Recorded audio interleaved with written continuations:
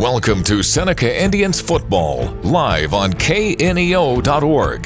This broadcast is a sporting outreach of the KNEO Sports Network. You're now locked into the official pregame show of the Seneca Indians. This is your home for every sack, interception, and touchdown. Now let's join Seth Wilson, Ben Walcott, and Daryl Harbaugh live on location. And welcome to Seneca Indian Football here on the KNEO and Seneca Indian Sports Network. We're in Nevada, Missouri, where the Indians have traveled to take on the Tigers, a rematch of last year's Week 9 thriller that went down to the very last minute. I'm joined by Ben Walcott and Coach Daryl Harbaugh. Seneca comes in 2-0 after defeating Cassville in Week 1 and defeating number 5 Mount Vernon last week, 34-14. Nevada also comes in 2-0, having defeated Monette 55-22 to open the season, and Aurora last week by a score of 21-6 at Aurora. Second year in a row, Seneca travels up here due to the conferences realigning this last year, so Seneca having to make the trip up here in 2023 and 2024, but this will be the last time until 2026 that we have to travel up here, Ben. And Seneca started their first 2 games at home, now their first road contest against a tough Class 4 opponent. What do you expect to see from that Seneca faithful tonight, as will be the longest road trip of the regular season? I think you'll still see a good crowd out there for Seneca. 44 minutes away from kickoff here. Not too many fans have made the trek yet, but it is a long trek, and so I would expect those stands to fill up here in the next 45 minutes or so before kickoff. You're the defending Class 3 runners-up, and you start off the year 2-0. You're going to get people to travel to watch you play. Yeah, and we'll talk about this a little bit later on maybe, but talked about fan expectations and stuff like that after you a runner-up, and last week winning 35-14. People are like, oh, wasn't that – man, we beat the number 5 team 35-14 last week. So, sometimes that happens a little bit. You kind of get accustomed to winning a little bit, and you almost take it for granted that you are winning for sure. It's an overcast day today. Some of the remnant clouds of the tropical storm/hurricane that came up through Texas, Louisiana, are still spinning about in the skies. It's kept it a cap on the ceiling, so it's kept it a little bit cool today, only about 80 degrees for the high. But it did heat back up earlier in this week. And, Coach, do you see any issues with the Indians tonight as he's down there talking to the referee? So we'll just hold off. He may not even know we're on the area. He's down there talking with the officials on the sideline. But to answer that question for him, I don't see that as a factor. It's nice and cool. I think last week you saw it as well. Last week, it was a lot humider because, beginning of the game, before the game, it was the one that rained for I'm thinking 2 weeks ago. But last week, it was a nice night. It was cooler, especially by the time the game was over, and there weren't really any cramping issues, so I don't really expect any cramping issues here tonight, especially at this point, Week 3. I'd say these boys are pretty well conditioned. Yeah, Coach is down there on the sideline. He's got the elements. We don't have the elements. Nevada has this nice new press box. I believe it's their second or third season with this new press box. We have air conditioning up here, Coach, so if you get a little too warm, come on up. You can cool off. But we were talking about the elements and whether it have much of a factor in tonight's game with the heat being this last week. Ben kind of answered that question. So yeah, no, there's nothing there. I heard the last of Ben's. I was talking to the head referee, and he was absolutely. There's nothing going to be with the weather tonight. All right. I mean, you practice all week, a little bit of heat, and you cool down a little bit, man. You're ready to go. Well, we're going to take a quick 2-minute break. We'll come back and have more pregame show for you. Your countdown to kickoff sponsors: People's Bank of Seneca and Prater's Pharmacy. We live in a world where change is inevitable. Or is it? Billy Graham. We're living in a changing world, but some things never change. The laws of nature don't change. There are certain truths that never change. God hasn't changed. The Bible says, I am the Lord, I change not. The Bible says, God is not a man that he should lie, nor the Son of Man that he should change. God hasn't changed in all of these centuries. He's the same in every generation. God is unchanging in judgment, but God is also unchanging in his love. Learn more about the loving God who is the same today, tomorrow, and forever at findpeacewithgod.net. That's findpeacewithgod.net. We're the Billy Graham Evangelistic Association. The Roper Kia 4-State Sports Report will provide up-to-the-minute scores and highlights from around the 4 states.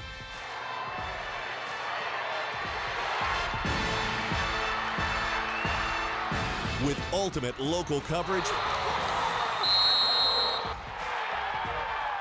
from all your favorite teams. The Roper Kia 4-State Sports Report, weeknights at 6 and 10 p.m. The Seneca R7 School District is proud to support the student athletes and coaches competing in this game. High school activities help students learn life values such as hard work, dedication, and teamwork. The Seneca R7 School District is honored to serve such a great community and wants to thank all the Indian fans for their great support. The Seneca R7 School District, tradition, pride, class.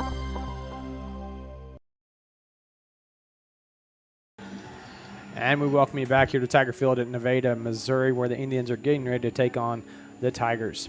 Recapping last week, Seneca was put on defense first to start the game and had to get some things figured out on the defensive side of the football, but they managed to make the Mountaineers punt. Seneca also went 3 and out on their first possession as Mount Vernon came out with a little bit of a different look, defensive formation. So Seneca also had some things to get figured out on offense against Mount Vernon's defense. Mount Vernon was able to drive all the way deep inside Seneca territory, but a fumble going right in the hands of Harris, and Seneca was back in business again a couple plays later. Caden Klaus took it 85 yards to the house, and they scored on the next possession as well, making it 14-0. Mount Vernon was able to score with 1 minute left in the half to cut it to 14-7. The second half, the Indians ran the ball consistently, not having to go to the aerial attack too much, scoring multiple times on their way to a 35-14 win. Ben, we spoke about the Indians' need for an aerial attack to keep the defenses honest. Last week, they did go to the air just for a little bit, but the game really didn't call for it as the Indians had 3 runners go for over 100 yards.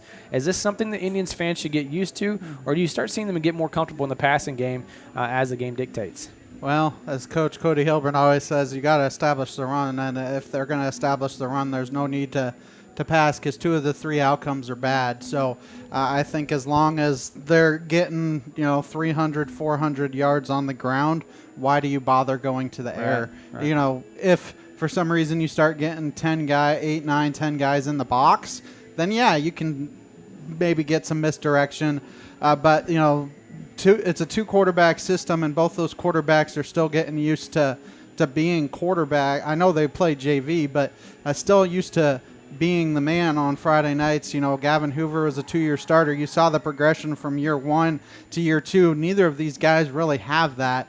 And so I think, yes, it will get better as the season goes, but if you continue to run for 300, 400 yards, why do you even bother passing? Well, and they get a lot of reps, too, at the JV level. Coach Hilburn has talked about how right now he's got a lot of juniors playing on Monday night, it's a great thing to have because they're getting way more reps whenever senior year rolls around. That's kind of the program, the culture that he built at Carthage, being an assistant there.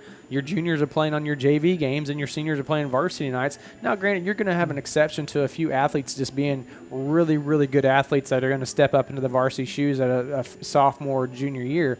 But for the most part, they're having success running the ball. Those guys haven't had a whole lot of reps on Friday night, and that's okay because Hoover was, he wasn't ready whenever he was a sophomore. He had someone waiting in front of him, and so that's okay. These guys are going to work things out as they progress through the season. Coach, defensively, the Indians forced a couple turnovers.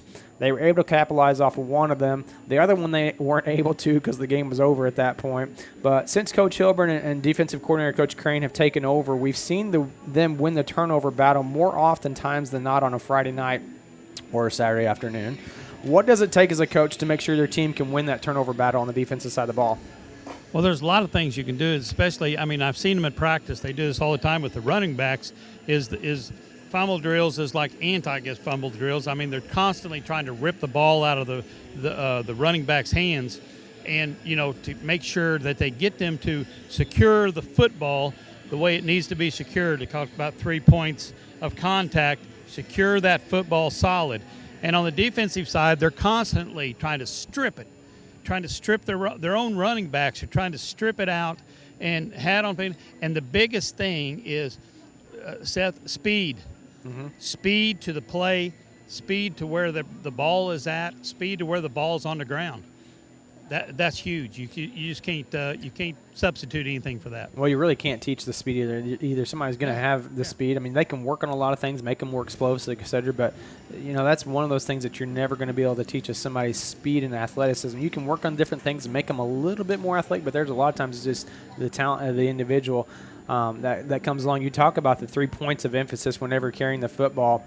That's something we've been working with our little flag football players in first grade on Monday and Tuesday night when we have practice, making sure you have 3 points of contact, your hand, your forearm, and your chest whenever you're carrying that football to protect it from the defender. Yeah, correct. Start them when they're young. Do not lay that football on the ground. Do not – we always preach it is do not let your teammates down by fumbling and turning the ball over to the other team. We're going to take another 2-minute break here. Speaking of those younger guys, we're going to talk about those younger guys just after this break, so stick around. In 2 minutes, we come back, we'll have our Southwest shout-out.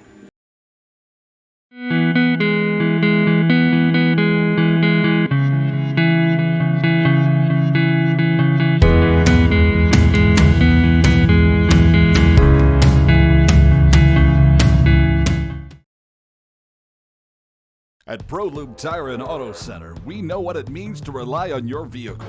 We race all year and know how to get that extra inch out of every part. Precision, quality, and reliability are not just words to us. It's what we do every day. We know you rely on your vehicle to perform for your family. From oil changes to full-on repairs, ProLube gives you the best racetrack team experience, so you can be worry-free. ProLube Tire and Auto Center, where we get it right on the road and the track. Seneca Indian Athletics is sponsored by Prairie Top Chiropractic. Located at 4556 Quince Road in Seneca, chiropractic physician Seth Wilson offers chiropractic services to Seneca and the surrounding areas. For appointment information, their phone number is 417-776-4556 or discover more at facebook.com/Prairie Top Chiropractic. Prairie Top Chiropractic, where their slogan is Better Health, Better You. A proud backer of the Seneca Indians is Campbell Biddlecombe Funeral Home of Seneca. Located at 1101 Cherokee, they are honored to serve the area with traditional service options including church and graveside services. They also have prearranged funeral plans. For more information, the phone number for Funeral Director Mike Steele at Campbell Biddlecombe Funeral Home of Seneca is 417-776-2251 or online campbell-biddlecomefh.com.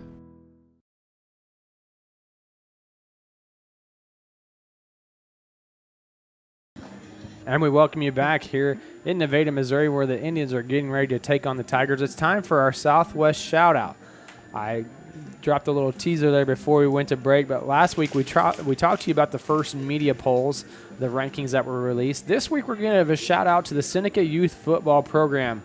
2 weeks ago, they dominated at Joplin, winning every single game that day, that first Saturday afternoon. 6th grade, they won by a score of 36-6. The 5th graders won by a score of 28-0. The 4th graders won easily 38-0. They were up 33-0 at halftime. And 3rd grade won 22-0. Last week in Granby against East Newton, 6th grade won by a score of 38-6. The 5th graders won by a score of 34-0. 4th grade won by a score of 24-0. And 3rd graders won by a score of 26-0. So the future is looking bright for Seneca. Also last night was the first junior high games for the Seneca Indians. They hosted the Hound Dogs from Aurora at home.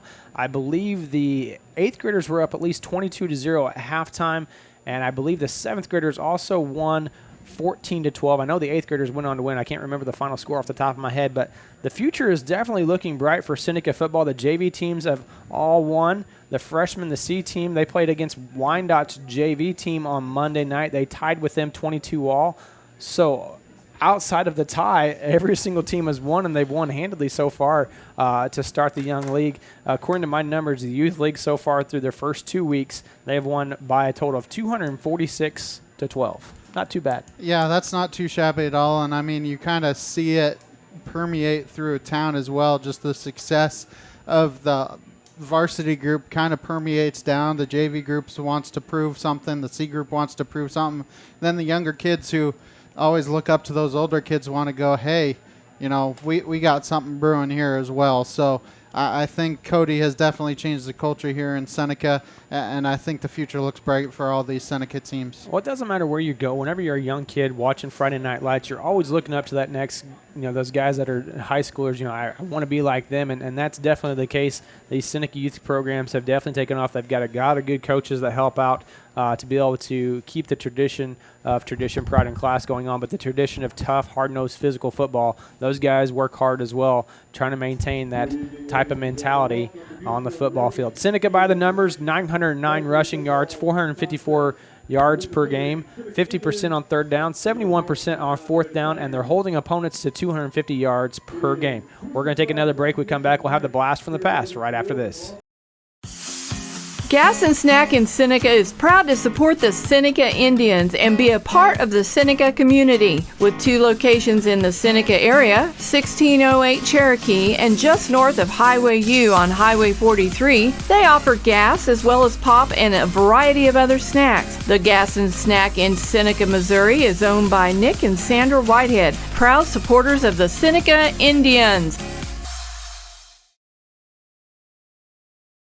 A sponsor of community broadcasting on KNEO, Southwest Missouri Bank and Neosho, serving the Neosho area from 2 locations. They offer personal banking services, including checking and savings accounts, home loans, and online banking. Learn more online at smbonline.com. Southwest Missouri Bank, an equal housing lender. Member FDIC, where their slogan is Southwest Missouri Bank, we can do that.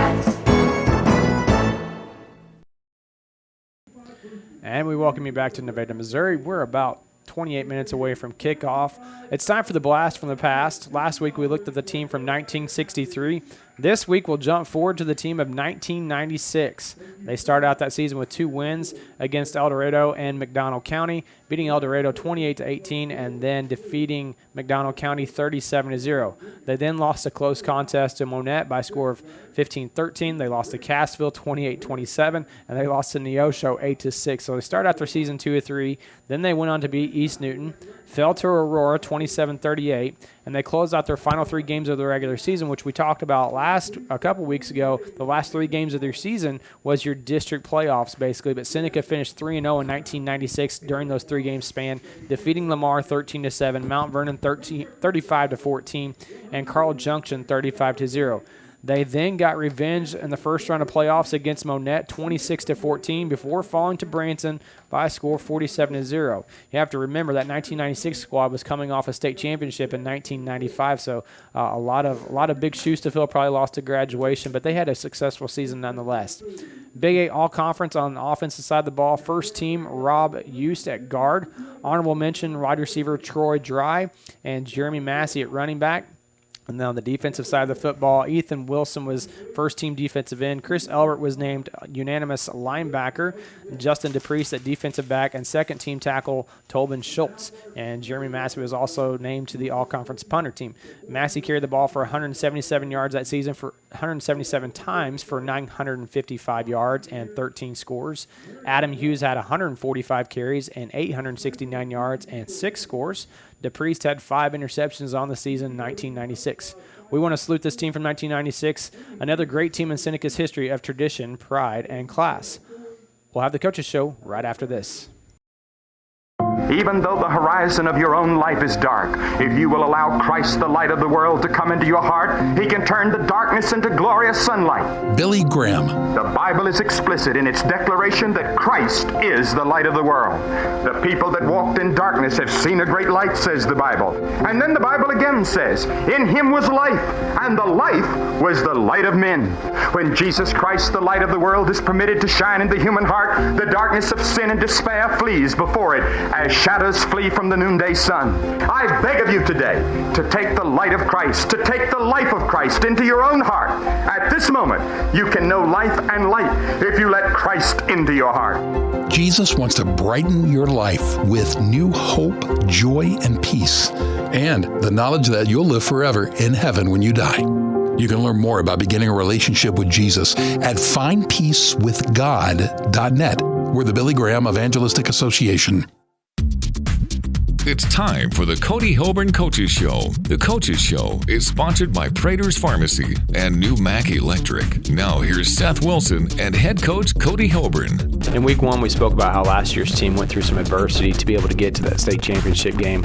Last week, we hit on after the game that they were able to go through some adversity where things weren't clicking for them both offensive and defensively. How do you build a culture as a coach that helps 16, 17, 18-year-old kids remain positive and get through adversity and be chomping at the bit to get back out to work and make improvements?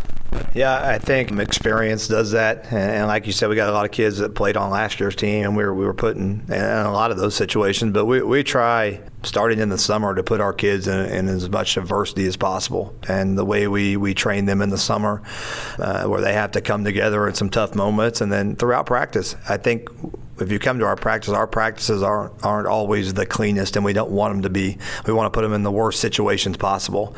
And we feel like if we can make Tuesday and Wednesday really tough on them, come Friday night that they're able to easily work through some issues. Defensively, Mount Vernon was able to have some success in the air. 130 yards of their 175 yards came on 3 big plays. We saw the secondary improve from week 1 to week 2. Talk about that secondary group, the work they put in over the summer and the first few weeks to see the improvement we saw from week 1 to week 2.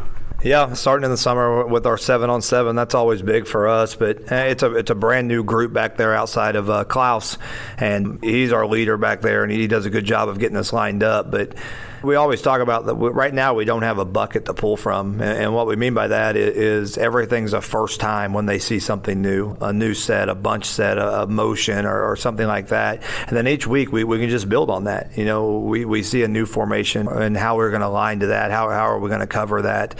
And so hopefully we continue to see that group grow throughout the year. On the ground, Mount Vernon only had 2 carries the whole night where they reached double digits out of roughly 22 carries. Where does the success come from in stopping the run on defense?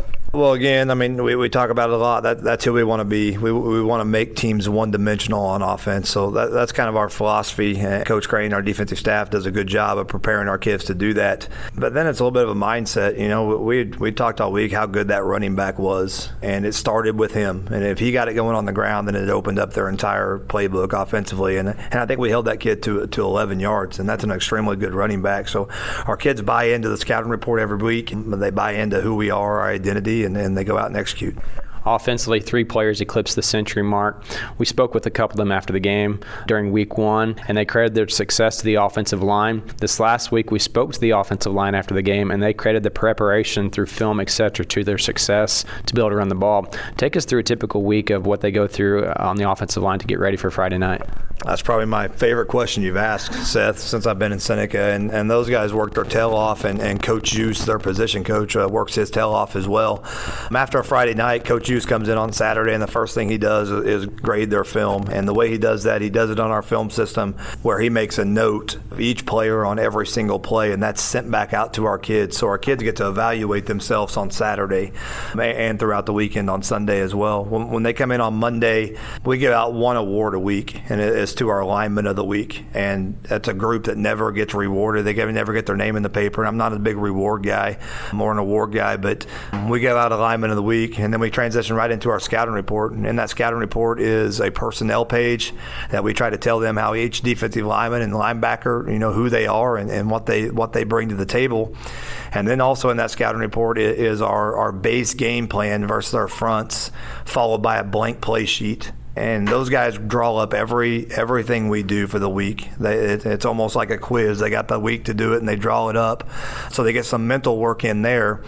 And then every day after practice, Coach Hughes does the same thing. He breaks down and grades film, and then the clips are sent to them to review in the evening time. And then every Wednesday morning, we have offensive film in the morning before school that they have to come to. And it's a group session. We go through it there. And then Wednesday night, another set of film is sent to them, evaluating ourselves. So it's a lot, guys. It's a lot of work that goes into it, not only for them, but for Coach Hughes as well, because that's the main group that's got to get on the same page. Everything else kind of falls in suit, but if we're confused up front, we're going to have a hard time offensively. So those guys work extremely hard starting on Saturday following that game. Prater's Pharmacy in Seneca is a proud supporter of the Seneca Indians. The pharmacy is open from 9 to 5:30 Monday through Friday and from 9 to 1 on Saturday. They offer an automatic refill program and internet refill service online at praterspharmacy.com and through their mobile apps. They also have a drive-through window. Prater's Pharmacy at 1711 Cherokee in Seneca, 417-776-8701. Go Indians! A proud supporter of local high school athletics is Numac Electric. Serving Newton and McDonald County, they provide power for area homes and businesses and want to wish all the athletes much success throughout the season. For online bill pay and account information, the website is numac.com or 417-451-1515. Numac Electric, proudly serving Newton and McDonald County, where their slogan is your touchstone energy partner. Seneca travels back to Nevada this week after going there last year and winning a thriller. They lost a lot of players at graduation up front, but they also lost a returning running back for the season with an injury. But they're more than a solid football team for sure. We know that they run heavy, physical football team with misdirection. Who are some players that stand out on the offensive side of the football for Nevada? Yeah, really, really good, sound football team that's well coached. And they're kind of like us. They pride themselves on being physical and running the ball first. I think their quarterback does a really nice job. He's a returning starter, and they're a little bit better at throwing the ball this year. Kind of lull you to sleep in their run game, but he's a very accurate quarterback that does some good things in the passing game as well. But they got a really good tight end, number 34, that played their H-back last year that's extremely physical, and they take him to their power side and do a lot with him. He can base block you, he can down block. They can outside release him and get him on a linebacker, and he does a good job, and their H-back is a physical kid too. But it's another week that, man, if we don't stop the run, it's going to be a long night for us.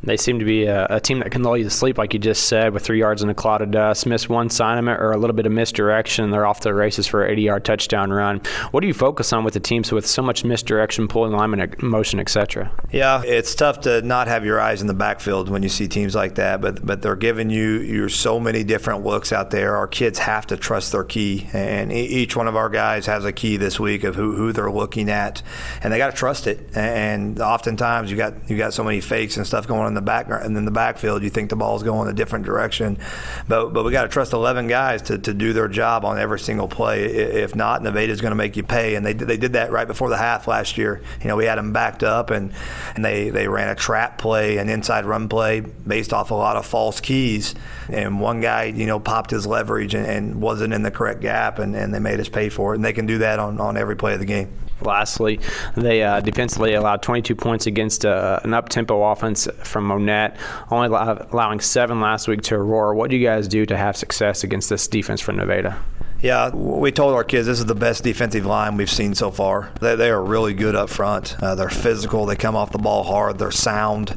They do things that give us fits. Their inside linebackers are very well coached. You can see that they don't bite on a lot of our fakes and things that we try to do to confuse people. So man, we gotta be us. It's week 3, so we're not gonna get carried away with our schemes and stuff like this. We're gonna still get better at what we do, but it's gonna be a tall test for us offensively. You've been listening to the Cody Hoburn Coaches Show. The Coaches Show is sponsored by Prater's Pharmacy and Numac Electric. We'll be back with more Indians football after this on the KNEO and Seneca Indian Sports Network. People's Bank of Seneca is proud to support this portion of the game. They offer banking services including checking and savings accounts, CDs, and loans for individuals and businesses. They have locations in the Seneca and Joplin areas and are online at peoplesbankofseneca.com. People's Bank of Seneca, proud supporters of the Seneca Indians. Member FDIC and equal housing lender.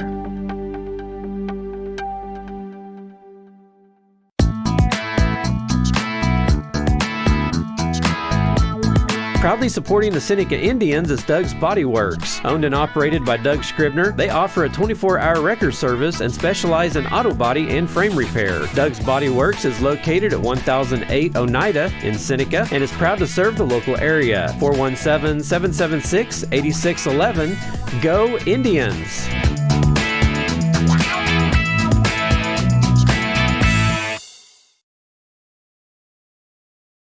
Dairy Queen Grill and Chill in Seneca is the place to go before or after the game. Check out their amazing menu of fan-favorite blizzards like Oreo or cookie dough. Happy hour is daily from 2 to 5 p.m. That means everything you can drink from a straw is half price, excluding premium shakes. Don't forget to grab one of their $7 meal deals or their signature stack burgers and top it off with a Misty Slush. The Dairy Queen Grill and Chill in Seneca, located at 308 Washington, open daily from 10 a.m. to 10 p.m. Proud to support the Seneca Indians.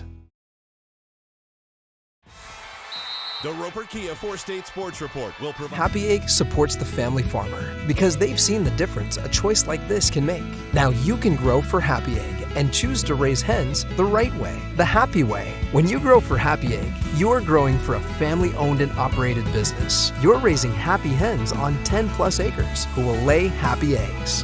You're working for yourself. As a Happy Egg grower, you'll receive new flock cost support and yield-based compensation. Visit happyegg.com/grower to apply today.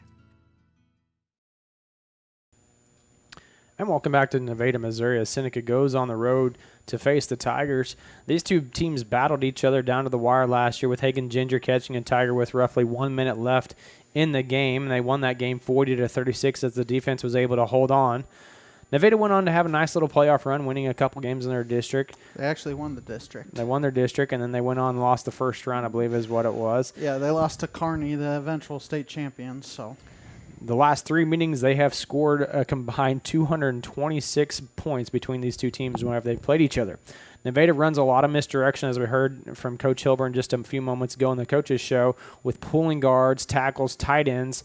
They will pull linemen in the opposite direction of the play. If you're trying to key on one person, that's going to possibly cost you because he's not necessarily going to take you where the ball's going. So Seneca needs to be on their toes tonight on defense. Ben, we saw a battle down to the wire last year with a lot of offense. What do you expect to see from these offenses tonight? Well, I think whoever is going to be able to run the ball the best is going to win the game. You see that all the time, especially with this Nevada team. I know Coach Cody Hilburn talked about, hey, they can throw the ball a little bit, but I think whoever is going to run the ball better tonight, not only will it be a better time of possession, but I think they will come out victorious here this evening. And you talk about being able to run the ball successfully. Last year, Jack Chaney had that 99-yard touchdown run against the Indians. I believe he went for 280 yards, but he is out for the season with an ACL injury. I believe he injured it during summer basketball. So it's unfortunate for that young man that his senior year ends before it even begins. But we sure do wish him a speedy recovery because he was quite a phenomenal athlete. But they're still a good football team. They've still got guys coming up waiting in the wings. Number 23 is a sophomore, Will Jackson. He saw some reps last week against Aurora. You also have, I'm trying to think, that Brody Thorpe, also a good player for them. Barrett Nadarata, also another running back. So they throw 4 or 5 guys out there. They don't put a lot of guys in a wide receiver position. I was just thinking about that. I look at their roster. You look at their roster, there's a lot of wide receivers, a lot of running backs. They only have tight ends listed and running backs. There's nothing else, no wideouts, no split, nothing. It's just all wide tight ends and running backs. So they are designed to bring up the next man in waiting, ready to go. So if somebody does go down with an injury, it's not going to devastate them. They have multiple ready to go in that position, and they know what they're supposed to do. Yeah, you feel bad for Jack Chaney, like you said, not only missing his entire year of football, they're hoping and this would be a speedy recovery for him to try and get back. Maybe tail end of basketball, a very good baseball player as well. He was a 3-sport athlete for Nevada. So, you hate for that to happen to somebody, especially like you said, their senior year. So, but like you said, I mean, they may try and sneak some guys out of the backfield. They may call them running backs, but in reality, they're wide receivers, and they try and sneak them out. As Coach kind of looks like he's got a funny face, so maybe he's got something to say. Go ahead, Coach. No, I mean, you're right, Ben. They line up in the same formation all the time, and they will come out for pass routes, doing crosses and stuff. And as the linebackers in the secondary, man, you have got to be aware. And the linemen, this is the key point on a play-action pass. Their linemen fire out and hit you, and then they stop. And if the line fires out, that usually sucks the secondary in. They've got to be on their toes tonight. And we saw for the Seneca Indians on the sideline tonight, number 56, Landon Commons. He went out with a knee injury. Spoke about that during the game last week because he came out hobbling quickly, and we went to the trainer's table almost immediately. So he's not playing tonight, but it looks like everybody else is dressed out. Hopefully they're ready to go. Maybe some guys banged up, maybe not getting probably won't see as much playing time, but hopefully everybody's okay for the Indians tonight. I was just going to say, and, you know, it's not just Seneca tonight that's injured, but, you know, you're hoping that by these guys playing week 2, week 3, you get some depth, and it pays dividends for you week 9, week 10, week 11 if you're lucky. And that was something I was thinking about earlier today is, you know, the last 3 years, Seneca has been able to get those extra practices each and every week. You get an extra week of practice. You know, last year you get an extra 6 weeks of practice, 5 weeks of practice. The year before you get an extra 4 weeks. And that just helps you for the next year. And I think that's how Seneca has been able to get off such a fast start is the scout team guys are the main guys now when they were going up against the Jackson Mars, the Morgan Vaughns, the you know, some Gavin of the, Hoover, Ethan Altick, Blake Hearn, Blake Skelton, all those different guys. Yeah. Defensively, Nevada will run a 3 or 4 man front. They're susceptible to the pass, but we haven't seen Seneca really have the need for that this year so far. Coach, Nevada lost a lot of linemen to graduation. One in particular went on to play at Mizzou, initially committed to Colorado. Now Chandler's up there playing for Mizzou. What does Seneca need to do to win the battle in the trenches again to get some big yardage on the ground tonight against Nevada? Well, first off, when you fire off and you got to maintain your blocks, that's what Seneca does. They snap it back, they hand it off, they read. It's very important for Seneca to maintain their blocks. They can't fire out and hit them and bounce off. They got to maintain their blocks and, you know, just block the person that you're supposed to block. I mean, they've got a lot of people to do because I got a feeling Nevada is going to load the box and try their best to make Seneca pass. Whoa. And they're going to – they load the box, you have got to be able to do your job, make a crease, you know, for the running back to hit. That's how you're going to be successful. I'm still trying to make sense of the statement Coach Hilburn always says, if we're all wrong, we're all right. But assignment football is very important, and Coach Hilburn's very adamant about that. Coach Hughes working up front. Yeah, I mean, our coach used to say, look, if you're going to fire out, go fire out and hit somebody. Yeah. You know, if it's the wrong person, that's fine, but go hit somebody. And maybe someone else will pick your person up because it's wrong. If everybody's wrong and everybody's getting the wrong person, well, that's fine. Everybody's blocked, and we'll be able to make yards. I went and watched the film this last week, and there was a play, and we were talking about the lineman blocking. There was a play where I believe it was a quarterback keeper to one side, or maybe it's a jet sweep, and Roman Miller's out blocking in front. He sees one guy. He's being blocked by a lineman. He rolls in, looks inside again, finds somebody else being blocked, and then he finally goes on to the third guy and just absolutely decleats the guy. So it was a great play to watch. You know, and they have that type of mentality. Your assignment, this guy's taken care of. Okay, I don't need to help here. I'm going to go and find somebody else to block, and that's what hopefully they'll be able to do tonight, take care of business up front in the trenches. We're going to take a 2-minute break, or excuse me, a 1-minute break. We come back, we'll have the rest of the pregame show for you, your countdown to kickoff sponsors, People's Bank of Seneca, and Prater's Pharmacy. Is it really possible for God to speak to you and me today? Billy Graham said it is. God has never stopped speaking to man. But how does God speak to men today, you ask? If you want to hear God speak, read the Bible. It contains His will, His plan, and His thought for your life. Secondly, God speaks through the conscience. Your conscience is a hearing aid through which the voice of God is distinctly heard. Thirdly, God speaks through the Holy Spirit. The Holy Spirit is the liaison agent between God and man. It is He who invites and urges men to come to God. In gentle whispers, as well as in thunderous warnings, He draws the attention of men to God. Discover how you can interact with God personally when you begin a relationship with His Son, Jesus Christ. Stop by our website, findpeacewithgod.net. That's findpeacewithgod.net. And it's from the Billy Graham Evangelistic Association. And we welcome you back here to Nevada, Missouri. Trying to go through the roster just now, trying to find some of the other running backs that may be particular names. Mason Majors, Canton Ast, a couple other juniors that may see the field tonight for the Tigers. Ben, what do you have for keys to victory now? Let's just go keys to victory first. I think Seneca, the big one, obviously, you got to be able to run the ball, then you got to be able to stop the run the ball. If you're able to do those two things, you're going to have some success tonight. Okay, Coach, Ben kept it really easy, run the ball and stop the run if you're on defense. What do you have for keys to victory? I haven't heard Ben say that few words in a long time. But, he's absolutely correct. I mean, you've got to run it, you've got to stop the run. But I'm telling you what, I think the key to victory is can we come up with a play-action pass and hit a few over the top. That might be a bigger, maybe a surprise more than anything to Nevada. Yeah, our passing yards so far, we had 20 roughly the first game, and then 80 the first week, and then roughly 20 the next week. So may catch them by surprise if we can come out and air it out a little bit, because they're expecting us to run the ball and run the ball heavy. Ben, who do you have for key players tonight? I think Roman Miller, he's shown that he can be a bell cow. I think he's going to have a big night. And then I don't know whether it be Probert or Klaus. Like Darryl said, I think one of them has to be able to throw a touchdown pass.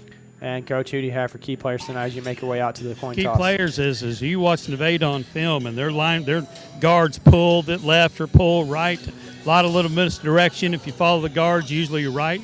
Our linebackers better have their keys down, because they get their eyes in the backfield, it's going to be a long night. All right, we're going to take another quick 30-second break here. We'll have the coin toss for you right after this. Marine Center Incorporated is a sponsor of Seneca Athletics. In business since 1979, they offer Mercury and Suzuki motors, along with low boats as well as boat repairs. Located at 4961 Highway 43 in Joplin, Missouri, open Monday through Friday 9 to 5, Saturday 9 to 12, and closed on Sunday. For more information, the phone number is 417-781-7450 or online at marinecenterjoplin.com. The Marine Center Incorporated, where the slogan is, your family boating headquarters. And welcome back to Nevada, Missouri, here at Tiger Field, where the Indians are about 4 minutes away from kickoff, as they haven't even made their way out on the field for the coin toss yet. And this is the first week that we've gotten completely through our pregame before the coin toss even happened. Week 1, we were way behind schedule on that one. Let's hope the Indians aren't behind schedule tonight. Your captains for the Nevada Tigers, number 34, Grady Stewart, number 61, Camden Williams, number 12, Gabe Smith, that is one of their running backs, 5'8", 185, and number 16, Kellen Braden, that's their junior quarterback. Braden was the quarterback last year as a sophomore for the Indians. Nolan Napier, Ryan Owens, Kana Miller, and Hagan Ginger, the captains for the Indians tonight. Seneca wearing their red bottoms, their white tops, white helmets, red numbering on their white uniforms, and for Nevada, they're all maroon with their white numbering and their gray helmets with the N on the side. I think going into the game, I think for Seneca, you want to get off to a fast start tonight. You haven't been on the road. You want to get the crowd out of it as much as possible to start the game. You've been at home for 2 weeks. You're used to your crowd noise, but you're going to have to see what happens if something good happens for Nevada. How do you respond? We talked about the adversity and responding to adversity last week. They did a good job of that. Opening kickoff, week 1, Nevada takes it back for a touchdown. Seneca special teams have to be key tonight, have to be ready to go. Coach is out on the field with the captains and the coaches meeting out there, and he's going to give us the coin toss before anybody else knows what it is, even the players. I got ESP. Yeah. Johnny Lewis and his crew is here tonight, and of course he's giving instructions to the coaches right now and making sure everything's properly equipped. But like I'm saying, Nevada's got some good kids. It's going to be a tough one tonight. It should be a good ball game. Coach Beechler and Coach Hilburn shake hands and head back to their respective sidelines. Coach Beechler was here for, I believe, for a little while. Then he went to Republic, if I'm not mistaken. Tails is called. Nevada has won the toss. All right, so more than likely Seneca will be receiving the ball to start this game. Should be a fun one here this evening, and if you're Seneca, you want to start off this game with a bang. I mean, I don't expect Nevada to go onside kick here to start, but you always got to be wary of it. We always call for it. You're going to be right 50% of the time, Countdown to kickoff sponsors tonight: People's Make of Seneca and Prater's Pharmacy. Seneca will be going right to left across your radio dial. This nice press box up here. I have to have these slanted windows, but I'm going to have to lean out a little bit to see the opening kickoff deep in the right end zone. as it's on the east side. I don't know what here. I smell, but I smell something that's good. As Seneca will be going right to left, east to west. Chances are you're probably watching the footage on your computer or on your app and able to see what is going on. No longer the radio delay after the Webb City game on KNEO 91.7. We're just strictly on the app or on the website only, the video stream only. Is there an audio link for that too, Ben? No audio link anymore, so it is 100% video link. Once we get to the playoffs, we may do that just because of having to purchase it. But right now, if you want to watch, that's what you're going to do. And Seneca does have some smaller bodies up front, so they are well aware of what may happen. Hunter Haynes back deep to receive with Tyrone Harris on the second line. You've got Sherwood, Kai Adams, Roman Miller, and Brody Probert. On the front line, you got Brant Laughlin, Jagger Wilson, Blaze Graham, Jude King, and Kanan Miller. I believe the official has sounded his whistle, and it's going to be a short end-over-end kick that Sherwood's going to field at the 28-yard line. He'll take a knee there. First down and 10 for Seneca. Kind of an interesting play there, but not necessarily a bad one by Sherwood to just be sure of himself and take a knee, and you got 29 yards to go to pay dirt. Well, not 29. You start at the 29, so you got 71 yards to pay dirt. A couple more yards to pay dirt for sure. Good matchup tonight. Number 34 from Nevada. I can't remember his name right now, and Hagen Ginger.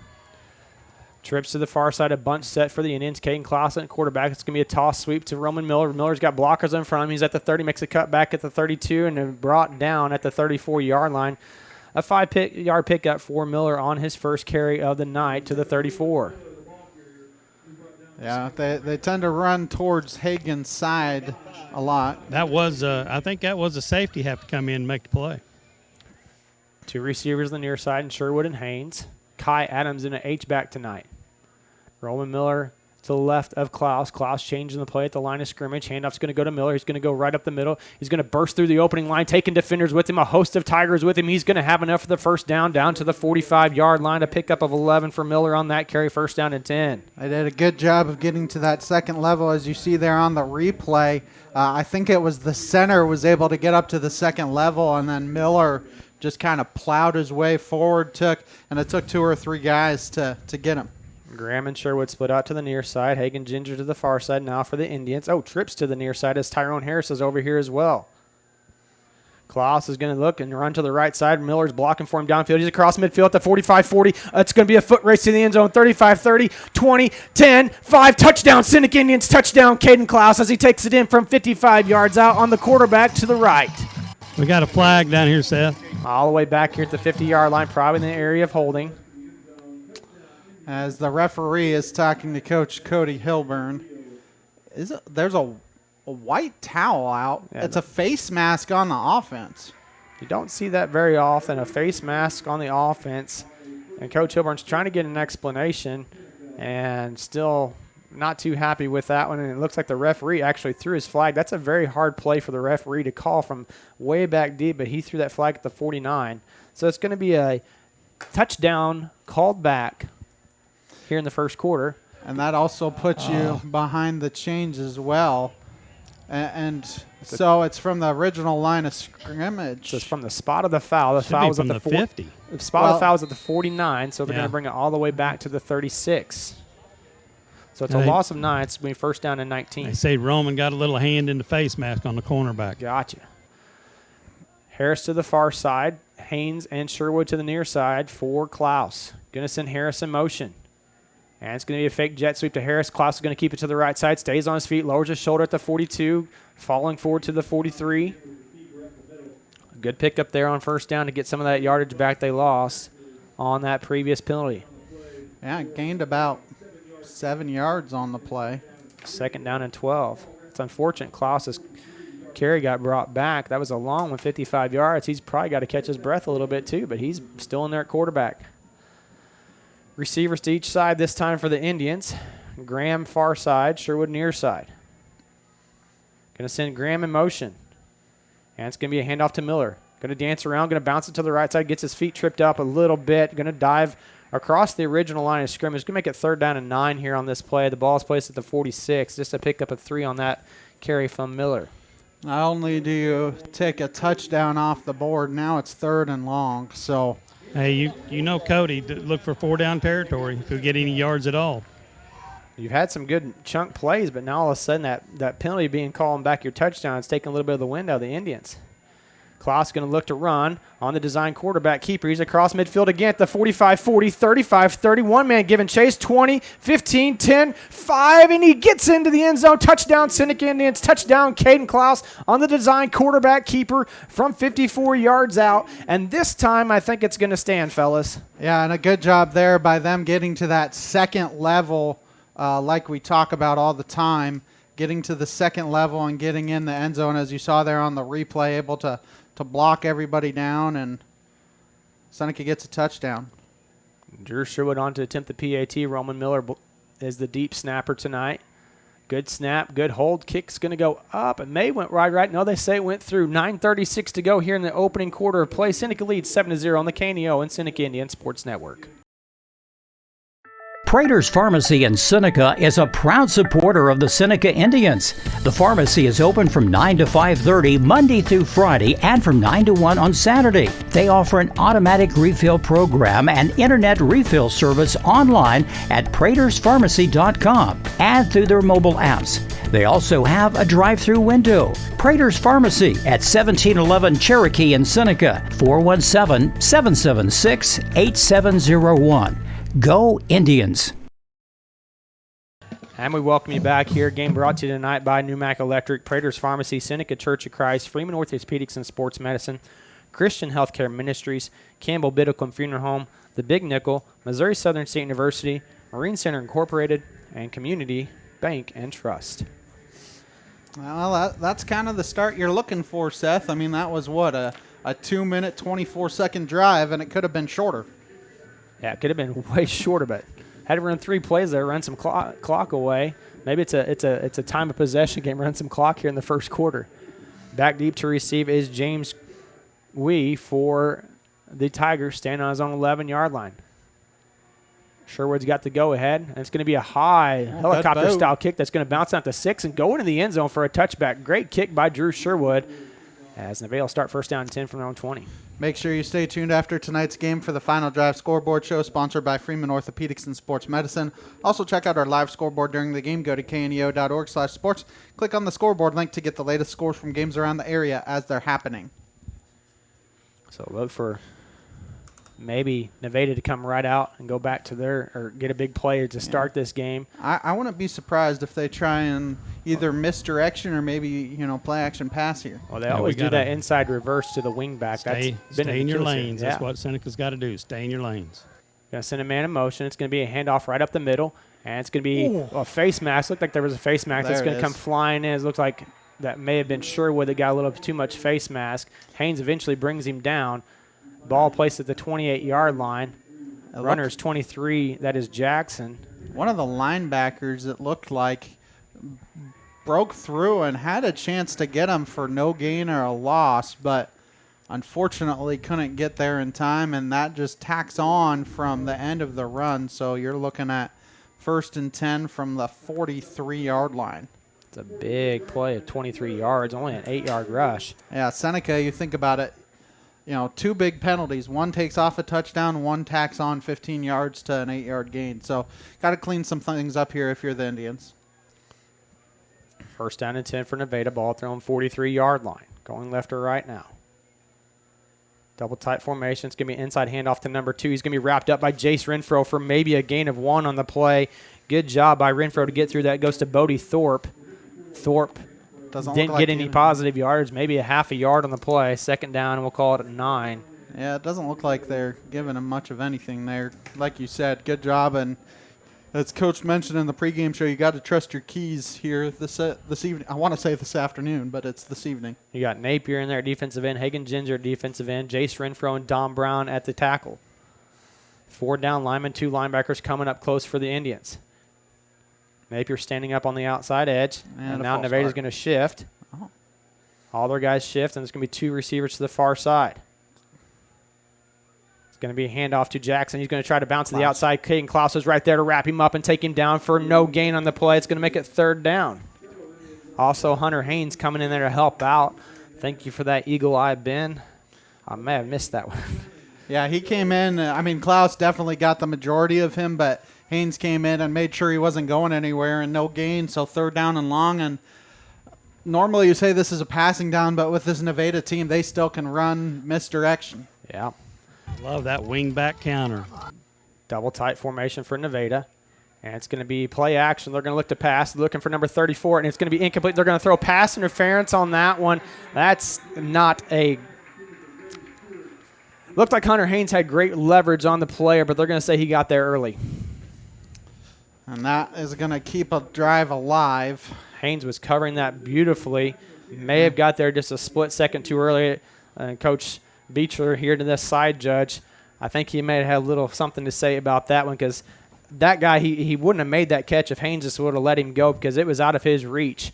Now it's going to make it 1st down and 10 on the 42. And Cody's already talking to the officials about it, and we may have – oh, I thought I heard a whistle. 7:50 to go here in the first quarter play. Seneca leading 7-0. So far, penalties bailing out this Tiger offense and bailing out their defense earlier. Double tight formation. Seneca almost jumped off sides. It's going to be inside handoff to Jackson. He's going to bounce around a little bit. Coming up to hit him is Hunter Haynes, and then here comes the rest of the cavalry. First man there wasn't able, and they're going to give him a yard on that one. I'm not sure because he got hit and ran backwards, so I'm not sure his forward progress even got to the 41. But good job there by Haynes. Unfortunately, if you're him, rather than just go shoulder to shoulder, you need to be able to wrap up. Luckily, he hit him, and the cavalry came behind him, but you have to be able to wrap up in those situations. 2nd down and 9. For Nevada, double tight formation, wing back on this side, H back in there as well. Jackson to the left of the run at Braden. It's going to be a quick hitter over the middle. It's going to be caught by number 4. He's going to be spun down to the turf by Tyrone Harris. The intended target was Jet Snyder. Makes it 3rd and short. Looks like 3rd and about 3 here. And obviously this would be 2-down territory as he just found a soft spot over the linebackers before the – I know Harris is a corner, but – before really a safety or anybody could come up and get him. Yeah, they're playing man-to-man out of that formation. Receivers to each side is Snyder's here on the near side, and then the other side is Caden Klump.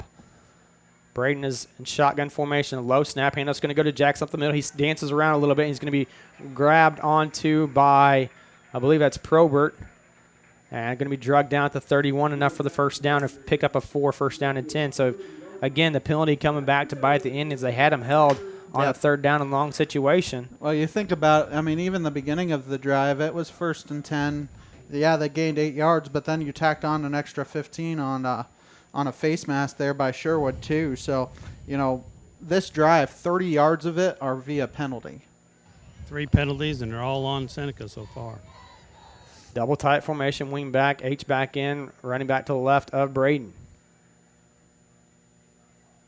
Snap's going to go to Braden. It's going to be a handoff to Jackson right up the middle. He's going to take some defenders right at his knees at the line of scrimmage. No gain on the play, and that's the 6-minute mark. We're going to stop for a water break. We'll step aside for 60 seconds. Be back right after this. Being a Lion comes with a reputation for excellence. Whether it's in the classroom, on the court, or in the community, Lions are leading the way.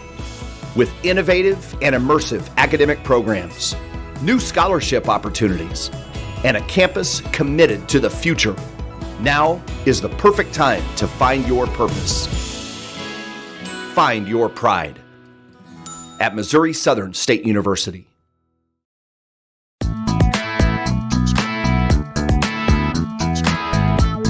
Proudly supporting the Seneca Indians is Doug's Body Works. Owned and operated by Doug Scribner, they offer a 24-hour wrecker service and specialize in auto body and frame repair. Doug's Body Works is located at 1008 Oneida in Seneca and is proud to serve the local area. 417-776-8611. Go Indians!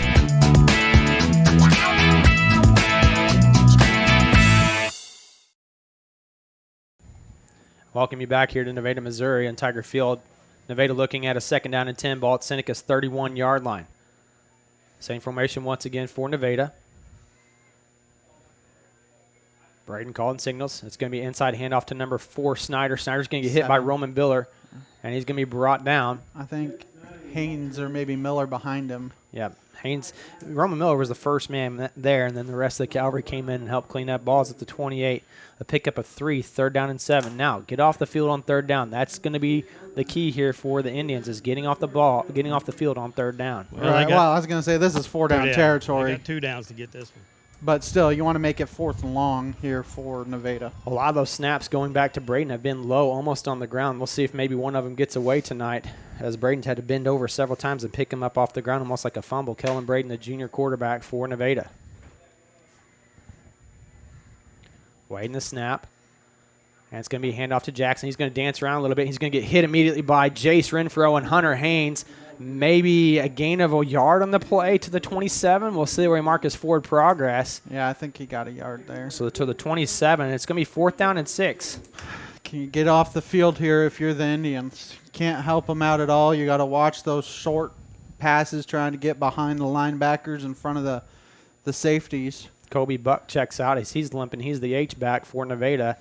He's limping on that left leg. Not sure if he got rolled up on that play because it was a good pursuit by the Indians defense. Still plenty of time on the play clock. 4:16 to go here in the first quarter. 4th down and 6 coming up. Indians leading 7-0. 2 receivers to the near side. Jackson to the right of Braden.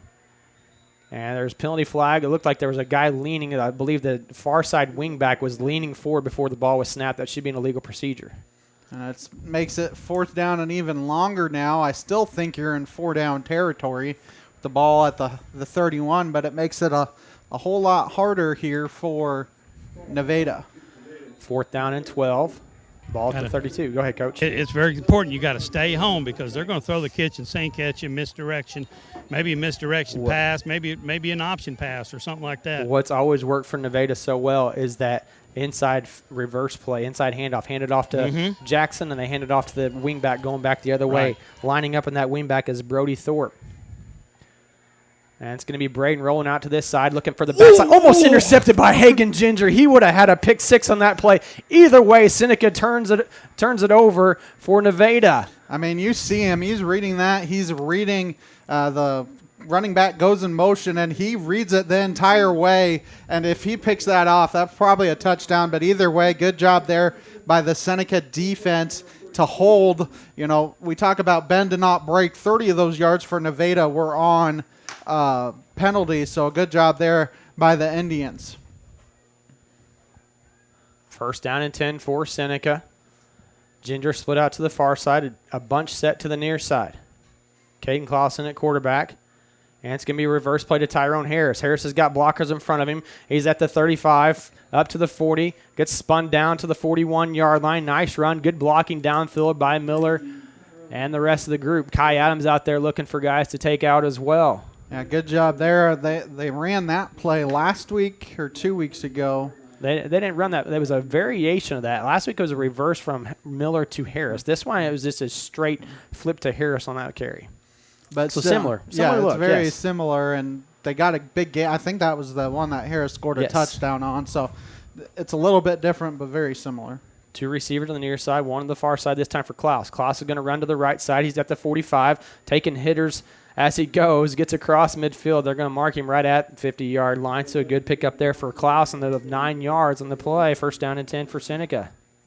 We always talk about 3 yards in a cloud of dust. Right now it's about 10 yards in a cloud of dust for the Indians, as I saw Probert check back in, so I don't know if they have dual quarterbacks in or if Miller's still in there as well, so it's going to be a dual running back situation with Probert and Miller. We saw this one time last week, and they handed it off to Probert to the right side. We'll see what they go with this time.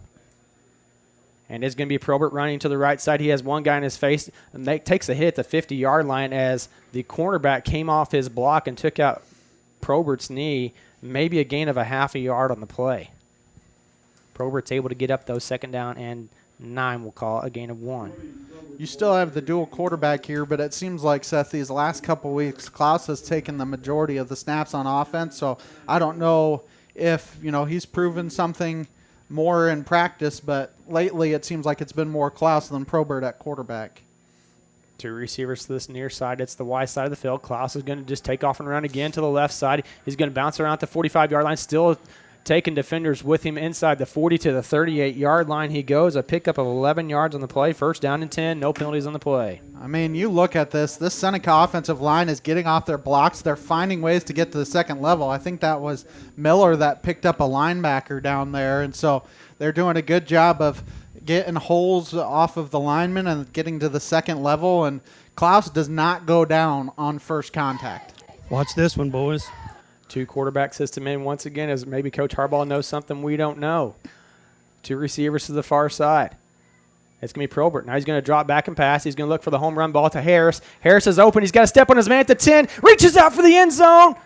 Touchdown, Seneca Indians. Touchdown, Tyrone Harris, as he makes the completion from Brody Probert on the running back pass. Brody Probert just steps back there to the 45, wings it down to the 10-yard line. Harris, great concentration because he had a defender right on his backside, and Harris gets the score with 1:17 to go here in the first quarter. Good job there by Harris. It's one-on-one coverage. Probert put it in a spot where only Harris could get it, and Seneca able to take a 13-point lead with 1:17 to go and hopefully 14. Good snap, good hold. Kick is good as well. 1:17 to go here in the first quarter play. Seneca leads 14-0 on the KNEO and Seneca Indian Sports Network. Looking for a bank that puts community first? Look no further than First Community Bank. With our friendly service, convenient locations, and a wide range of financial products and services, we're here to meet all your banking needs. Whether you're saving for the future, buying a home, or starting a business, we're committed to helping you achieve your financial goals. Come experience the First Community Bank difference today. First Community Bank, where community comes first. Member FDIC. And we welcome you back as Seneca able to score on the passing play from Probert to Harris. Coach, what were you saying about that last play there? Well, I mean, we ran the sweep with Brody Probert earlier and got a few yards, and now all that sets it up as Harris looks like he's blocking, then he just puts a foot in the ground, takes off down the sideline. Brody Probert threw it right on target. I'd just like to see Harris just keep a hold of the ball when he goes in the end zone. And that wasn't horrible coverage either. It was one-on-one. It was a beautiful ball, like you said, as Sherwood gets ready to kick off here. 2:21 time of possession on that play, as it's another line drive kick that's going to be bounced down to 5 and go out of bounds as we, for the Nevada Tigers, lets it roll. Keep up on the latest Seneca broadcast ball game schedule. Be sure to like us on Facebook, facebook.com/KNEO Radio. Follow us on X, Twitter at KNEO917 Sports. Seneca softball 3 games next week, and then Friday night at home against Monette. Ben, tell us about the Seneca softball, Coach. Go ahead. On a 2-game winning streak, too. That's right. They won against Cassville last night 2-1, and they won against Logan Rogersville tonight on the road 5-4, if I'm not mistaken. 5-3. 5-3. Okay, I was mistaken. two road wins for the ladies softball team. Braden in shotgun formation, double tight formation for the Tigers. Handoff's going to go to Jackson to the backside. He's got blockers in front of him. Come from the backside is Jace Renfro, going to spin him down and take him down. Good pursuit on the backside by Renfro, holding him to about a 4-yard gain on the play. Well, let me tell you about Renfro there on that play. On many of the plays tonight, he's enough that they're trying to pull the guards. He can get in their hip pocket and chase the play down. He is quick. I was going to say, it seemed like they had a lead blocker there, and it didn't matter for him. 2nd down and 6. Ball placed at the 24. This might be the last play of the quarter, Seth. 4 down linemen for the Indians. Connell Truelook, I believe, is checked in at the right tackle position on defense. There's your misdirection. And there it is to the backside. Good job by the Indians. Holding on to the runner is Hunter Haynes coming from the far side corner, sticking with his guy, the inside handoff. Going to get 2 yards on the play to the 26-yard line. Let me get that correct. 26-yard line. It's going to be 3rd down and 4 with 17 seconds to go here in the first quarter. You know, the difference is, I'm just saying right now, is Hagen stretching that play out. They have to turn it up inside. We got that quick pursuit coming from the inside, making the tackles. Looks like Nevada is going to be content letting this go to the quarter. After 1 quarter play, Seneca leads 14-0 here on the KNEO and Seneca Indian Sports Network. The first question that the devil asked the first woman, Eve, in the Garden of Eden was this: hath God said? Billy Graham. The devil was trying to plant in man and woman a doubt about the Word of God. The devil hasn't changed his tactics. He's still trying to convince people that what they read in the Bible isn't really what God meant. Maybe you've doubted something you've read in the Bible or wondered if the Bible is still relevant today. Don't believe the devil's lies. This is the Word of God, and it doesn't change from generation to generation. And what was true 1,000 years ago is true today in this book. If you have doubts or questions about the Bible, visit us at findpeacewithgod.net and click on Grow in Your Christian Faith. That's findpeacewithgod.net. From the Billy Graham Evangelistic Association. And welcome back to Tiger Field here in Nevada, Missouri, as Nevada looking at a 3rd down and 4 on Seneca's on their own 26-yard line. I'll get things. The quarters got me all messed up now, as that was the end of the first quarter of play, and they reverse fields now. Nevada ball on their own 26-yard line. 3rd down, 4 yards to go. Braden giving signals. Going to send a man in motion. It's going to be a handoff to Jackson. He's going to be stripped at the line of scrimmage. Roman Miller, first man there, missed him, but Kai Adams comes up and finishes him off, holding him to just about a yard gain on the play. Going to make it 4th down and 3 at about the 27. Not even close. I mean, it's between the 26 and 27, so held him to about maybe a half a yard. They may be going for it here, Seth. Either maybe a short pooch or... They do like to have the quarterback in there, drop him back a few extra yards and pooch kick. So they may try a hard count, and if it doesn't go, then Seneca, you got Don Brown, Jace Renfro. Those guys need to stay on side, as well as Hagen Ginger and Nolan Napier. Just stand there and wait for the ball. And it's going to be a pooch kick. It's a low line drive kick that's going to bounce out the 42-yard line, take a Tiger roll all the way inside the 20. So that's a 25-yard roll plus for the Tigers. Good job there by Seneca, making sure you're not going offsides for a free first down, but now you got 85 yards to go. That's not too bad. We saw a couple big runs earlier for the Indians. Game brought to you tonight by People's Bank of Seneca, Crowder College, Prelude Maintenance Center, Seneca School District, Southwest Missouri Bank, Neosho Daily News, Doug's Body Work, Prairie Top Chiropractic, Cedar Lane Farm and Garden. Well, this first quarter has flown by. When you have two teams that primarily run the ball, the quarters are going to fly by. So hopefully you got here early. Hopefully you got your popcorn, because this one's in a hurry right now. Two receivers to the far side this time for Klaus. Hunter Haynes on the near side. Going to send Haynes in motion. And it's going to be a jet sweep to Haynes. Haynes has got Green in front of him. He gets tripped up by a shoestring at the 21-yard line. If he didn't get tripped up there, he may have been off for an 85-yard touchdown run. And there's a stoppage on the play for the chains. I was trying to figure out what they were stopping the play for. Go ahead, Ben. I mean, Roman Miller had nobody to block. Unfortunately, one of those guys came off a block there off the wide receiver as Seneca goes quick here, and Klaus trying to find Harris. Klaus was trying to find Harris over the middle, just overthrew him by just a smidge. But that's what all this running will do. I mean, Harris was open. He overthrew him, but when you run, next thing you know, play-action passes are wide open. And I think Coach knows he missed him too, because he's over there shaking his head. Coach is so disappointed. You don't even want, which coach? Coach Harbaugh? I bet, yeah, every coach over here, including me, the next one. Receivers to each side this time for Klaus. Going to send Harris in motion. And it's going to be a fake to Harris. It's going to be a handoff to Miller up the middle. He dances around a little bit. He's going to pick up a few yards on the play as he tucks his shoulders and helmet down to the 29-yard line to pick up a 3rd down and 7. Good job there by Miller just to get any yards. He was very patient, trying to wait for a hole to open up, realized there really wasn't one, and just buried his head forward. The thing I like watching about Jackson Mars last year, Roman Miller this year, whoever's back there in the backfield, they have these little jump cuts. They get up the line of scrimmage, let the play develop. And it reminds me of Steven Jackson for the Rams, Marshall Falk for the Rams back when they had the greatest show on turf, how they used to come up the line of scrimmage, take a jump cut, hit the hole, and go hard. And we have a timeout, I think, by Coach Cody Hilburn. Got some wrong personnel out there. 10-13 to go here in the first half of play. Seneca leading 14-0 on the KNEO and Seneca Indian Sports Network.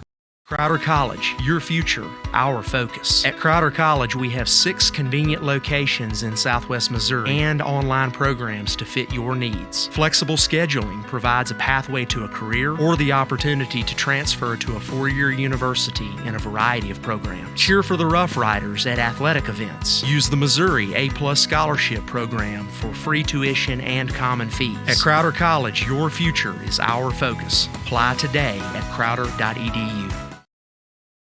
I'm a Missouri Farm Bureau insurance agent. I'm for working hard for what you get and then protecting what you've got. Your home, your vehicles, your life. I'm for making an honest living and taking pride in what you do, and for giving back to the community I call home. I'm for serving my clients with the respect and dignity you would expect from the farmers that started this company. And though I know you probably hope you never need me, I'm here for you when you do. I'm a Missouri Farm Bureau insurance agent, and if you're a Missourian, I'm for you. I am Josh Dotson with Missouri Farm Bureau Insurance Services. If you're in Missouri, I'm for you. 3rd down and 7 as Caden Klaus is going to keep it on the quarterback keeper to the right. He's going to be tripped up from behind at the 42-yard line, and Klaus took a hard one there in his leg as he got his leg wrapped up on the defender, taking him down. And he's going to be, I think he's going to go to the sideline. I think Coach knows that maybe and Probert was already, I think, out on the field, coming out on the field. I mean, the holes that this offense is opening for, whether it be Probert, whether it be for Klaus, whether it be for Miller. I mean, you saw the replay there. It was 10 yards before anybody even touched him. 2 receivers on the near side, Probert in at quarterback. Ball's at the 45, and it's going to be Probert run to the right side. He's going to bounce it outside. He's going to take on the defender and runs over the defender across midfield to the 48. 30 was standing upright. He took on the blocker, number 30 did for Nevada. That's Drew Miller. But then he was standing there waiting, and Probert just came right at him and trucked him. So 7-yard pickup there for Probert on that carry, 2nd down and 3. And right now, Seneca, there's no you can pass, play action pass, but right now there's no reason to, because you are just manhandling this Nevada team up front. Trips to the far side, 1 receiver to the near side. That's Sherwood. It's going to be a toss sweep to Miller.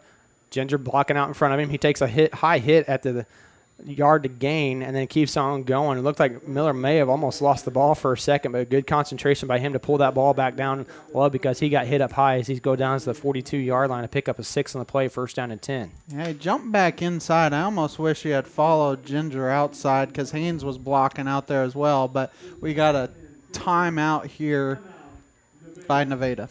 And we'll step aside for a break. We'll be back right after this. Hey, it's that time of year again. On Friday nights, you can come out and watch the Seneca Indians play football. And then on Sundays, let me invite you to come right next door to the Seneca football field to the Seneca Church of Christ. On Sundays, we have Bible classes for all age groups at 9 a.m. and worship services at 10 a.m.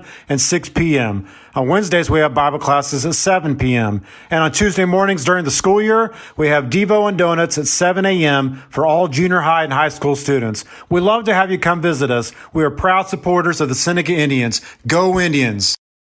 Cedar Lane Farm and Garden at 143 Cherokee Avenue in Seneca is your local feed dealer and a supporter of Seneca Indian sports. Offering vet, livestock, and pet products, Cedar Lane also carries a full line of farm and garden supplies. For more information, contact Cedar Farm and Garden on Cherokee Avenue in Seneca today. The number is 417-776-8231. Open Monday through Friday, 8 a.m. to 5:30 p.m. and Saturday, 8 a.m. through 2 p.m. for your convenience.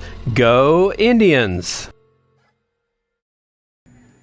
Welcome back to Tiger Field in Nevada, Missouri. 1st down and 10 for Seneca, as Probert's going to keep it to the left on the quarterback keepers at the 35-30, at the 25, gives a stiff arm at the 20-15, gets tripped up at the 12-yard line and dives forward inside the 5. 1st down and goal for Seneca. Probert just didn't have enough gas to get past him. That last little guy tripped him up enough. Ball's going to be placed at the 4-yard line. This is what we talk about all the time, Seth, is whether it be Probert, whether it be Miller, whether it be Klaus, none of them are going down on first contact. 38-yard pickup for the junior quarterback. Or in that case, 2nd or 3rd or 4th contact. Now Seneca going to go with a heavy quarterback look. We'll call it 2 quarterback system, man. Well, you're heavy, too, because you got an extra H-back in there, too. You got Miller's checking in at running back, H-back, and Kai Adams at H-back, and Probert's in the backfield. Handoff's going to go to Probert. He's going to bounce to the left side. Now cuts it back up the middle. Touchdown, Seneca Indians. Touchdown, Brody Probert, as he takes it in from 4 yards out, and the Indians add to their lead. So right now, Seneca, like we keep on saying, Seneca just manhandling up front. They just hat on hat outmaneuvered them on that left side, and as Coach Harbaugh knows all too surely, it seems like wherever Hagen Ginger is, that's where you're going to follow. Good snap, good hold. Kick's going to go up, and it is good. 8:24 to go. Seneca leading 21-0 here on the KNEO and Seneca Indian Sports Network. Prater's Pharmacy in Seneca is a proud supporter of the Seneca Indians. The pharmacy is open from 9 to 5:30 Monday through Friday and from 9 to 1 on Saturday. They offer an automatic refill program and internet refill service online at praterspharmacy.com and through their mobile apps. They also have a drive-through window. Prater's Pharmacy at 1711 Cherokee in Seneca, 417-776-8701. Go Indians! Welcome back to Tiger Field in Nevada, Missouri, as Seneca capitalizes on an 85-yard drive, the 4-yard touchdown run by Probert. So basically, once they got across midfield, it was Probert taking it himself, as he had a run of 38 and then a run of 4 to put him in the end zone to make it 21-0 after the Drew Sherwood kick. Game brought to you tonight by 4 State Sports Report, Missouri Farm Bureau agent Josh Dotson, Gas and Snack, Neosho Chamber of Commerce, Langford Insurance, Dairy Queen of Seneca, First Community Bank, and Happy Egg. Sherwood's had some good kickoffs, but Yes. I'm almost surprised that they're letting it bounce at the 5 because they could potentially set something up. Well, that's been downwind, so here he's going into the wind this time. This one's going to not quite roll as far. It's going to be fielded at the 12-yard, and it's going to bounce free, and Wee's going to pick it up, makes one-man miss. Hunter Haynes is going to come in and make the stop as Kanan Miller. There's a flag over here in the area of Kanan Miller's at. May have been a block in the back because Miller was going to have a good shot at the return man. The guilty party for Nevada is going to be Aiden Pryor, the senior.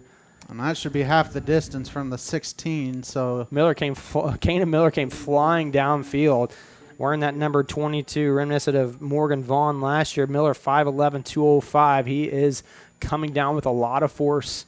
So it should be like the 10.5? We'll see where they mark it, Ben. I've learned my lesson of trying to guess where these officials are going to spot the ball. It's going to go all the way back to the 8-yard line. Yep. From the 16, how is 8? That's an 8. That's 16 divided by 2, Ben. First down and 10 for Nevada. Ball placed on their own 8-yard line. Now watch for the crossbuck play. Seneca got to stay home. This is where Nevada burned Seneca last year in one play. And it's going to be an inside handoff. Kai Adams is right there, wraps him up, and takes him down immediately. Good job by Adams to read that one. Now you got to watch Jackson, though, because he came free on the other side. Nobody was looking for him if you watch that on replay. Kai Adams coming from that linebacker position, held, and got free, got rid of the blocker. The blocker missed him, but Jackson, if he would have had the ball, he would have been gone. Yeah, they got the play where they fake it to him, and the guy keeps it, too, on the outside. Yep. Be looking for that. You just got to stay home on a defensive lineman. Stay home and do your job. Second down and 10 for Nevada. 7:41 to go. Handoff's going to go to Jackson. He's going to dance around. He's got an opening there. Drew Sherwood and Hunter Haynes going to wrap him up. Good job by Sherwood there. Holding for a 2-yard gain to 10-yard line. Third down and 8. I mean, Hunter Haynes come through there just flashing in there, just nailed him, just stopped him in his tracks, and the rest of the boys, jumped on him and hung on. Big play here for Nevada. Yeah, Nevada, nothing's really the one drive they had, 30 of that was penalty yards, so they really haven't gotten anything going here in the second quarter. Third down and 8 coming up for the Tigers. Braden looking over the defense, barking out the signals, and he's going to look to pass. He's looking for the home run ball, and Tyrone Harris is right there with him. No penalty flags thrown. Good coverage downfield by Harris as he was step for step with the receiver. They were looking for Thorpe on that play, and it's going to make it 4th down and 8. If you're Seneca here, they'll be punting from, they usually quick pitch. I was going to say, do you try and come after him? But you should have plus field position no matter where it is. I know the last one rolled for a while. 28-yard roll. But Seneca is actually going to send somebody back this time in Harris. So we'll see. I mean, it's probably a quick pooch, but he's punting it from about his own 3-yard line, and now Seneca needing to cover the upman. Secure the ball right now. That's the most important thing. If you can't get a good, clean look at it, let it go because you give them excellent field position as well. That's a bad punt, but he's going to get a roll. And it's going to roll out of bounds right at the 50-yard line. Seneca will have it first down and 10 with 6:47 to go here in the first half. Community Bank and Trust, proudly serving our customers for the past 140 years. You may visit their branch at 1102 South Cherokee for all your banking needs. Member FDIC, an equal housing lender, proud sponsors of the Seneca Indians. I mean, Seneca has had to drive. This is the best field position they've had all night. So Daryl talks about, if you're going to take a shot, be on the plus side of the 50. I mean, you're right at the 50, but this isn't a bad place to take a shot either. Well, you just make sure you're in 4-down territory, or you make a big run on first down or something. You got a little bit to play with. You got to look for that home run ball right now. 6:47 to go here in the first half of play. 2 receivers to the far side, 1 on the near side. That's Harris. He's going to go in motion. And it's going to be a jet sweep to Harris. Harris is going to get to the outside, makes one man miss at the 45, still on his feet at the 40, 35, and going to get tripped up and goes out of bounds inside the 35 to the 34-yard line. I mean, you look at the replay. Hunter Haynes did a good job there on the outside blocking. I think that was Sherwood on that side blocking as well. And they did a good job of letting the guys go before when they're trying to get on that outside corner and not pick up a holding call. So good job here by Seneca. And right now, Seneca is just doing what they want at will, especially running the football. 6:38 here in the first half to go. Seneca leading 21-0. And it's going to be a fake toss to Miller. He's looking for the backside screen to Ginger. Ginger's got 4 defenders in his face. I thought if he was going to spring out of that was going to be a miracle because they had him basically all squared up from every single angle. So that way Ginger couldn't go anywhere. Going to get to about the 32-yard line where they're going to mark his forward progress. Just a 2-yard pickup, 2nd down and 8. Yeah, I mean, that play, the past 3 weeks, they've tried that 3 or 4 times, and I think that's the biggest gain that they've had out of all of them. So for some reason, that play doesn't seem to be working for them, but maybe later in the year, maybe you fake it to them and get somebody deep because you have it on film. And I think we got a water timeout here at the 6-minute mark. 5:58 to go here in the first half of play. Seneca leading 21-0 here on the Canio and Seneca Indian Sports Complex.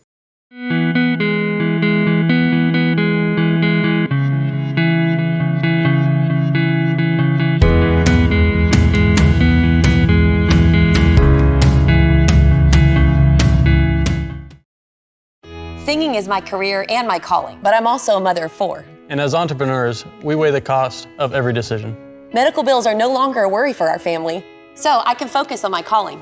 And our family. Joining Christian Healthcare Ministries was one of the best decisions we ever made. We're the Blair family, and this is our CHM story. Choose your doctor without network restrictions, all at an affordable price. Enroll anytime at chministries.org/enroll.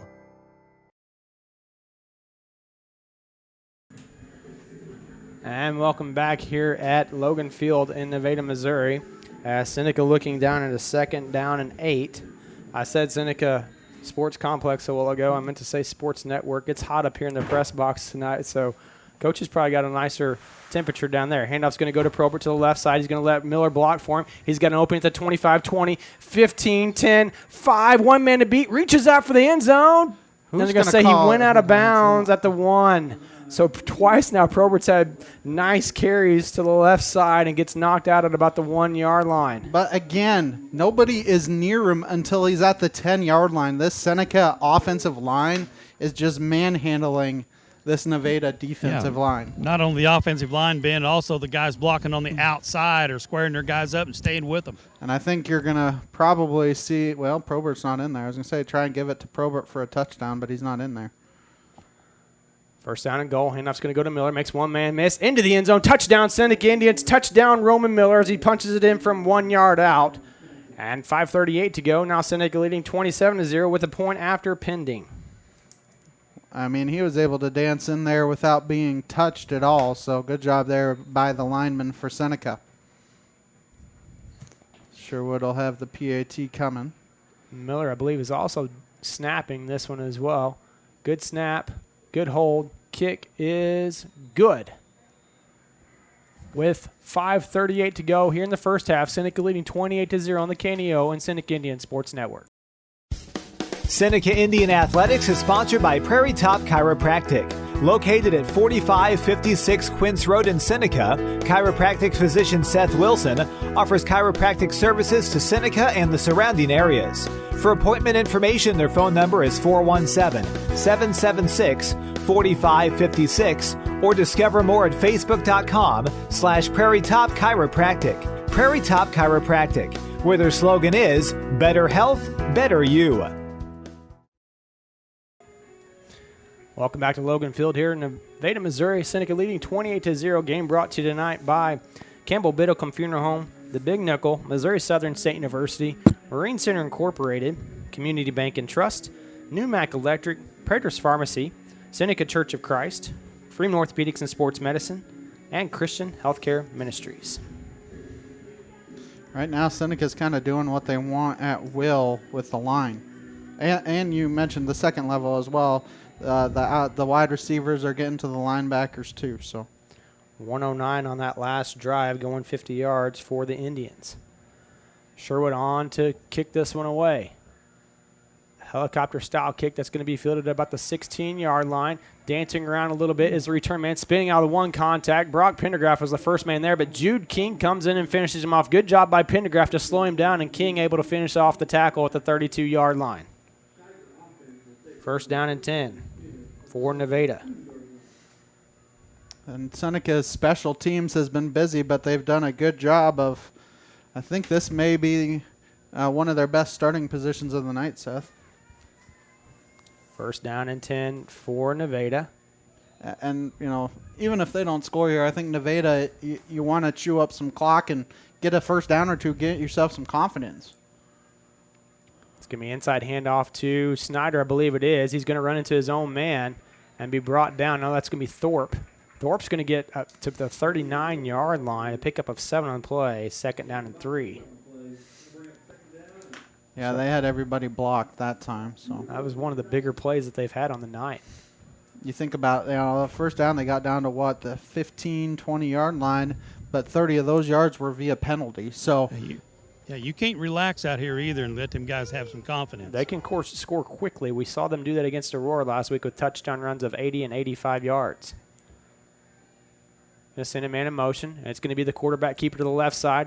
He gets behind his blockers. He's going to have enough for the first down, and he's going to be stood up and taken down. First man there for the Indians, Roman Miller. Nolan Napier helping out as well to the 43-yard line. Kind of surprised they didn't blow that one dead sooner because it looked like his forward progress was stopped sooner than when they blew it. It's a little different look here for Nevada. Maybe the fire out a little bit on the defensive side of the football for the Indians as there's 4:30 to go here in the first half. Nevada does get the ball to start the second half as well, so if you're the Indians, you don't want to let them score. Do want to keep him out of the end zone if you can. Shotgun formation for Braden. He's going to send a man in motion.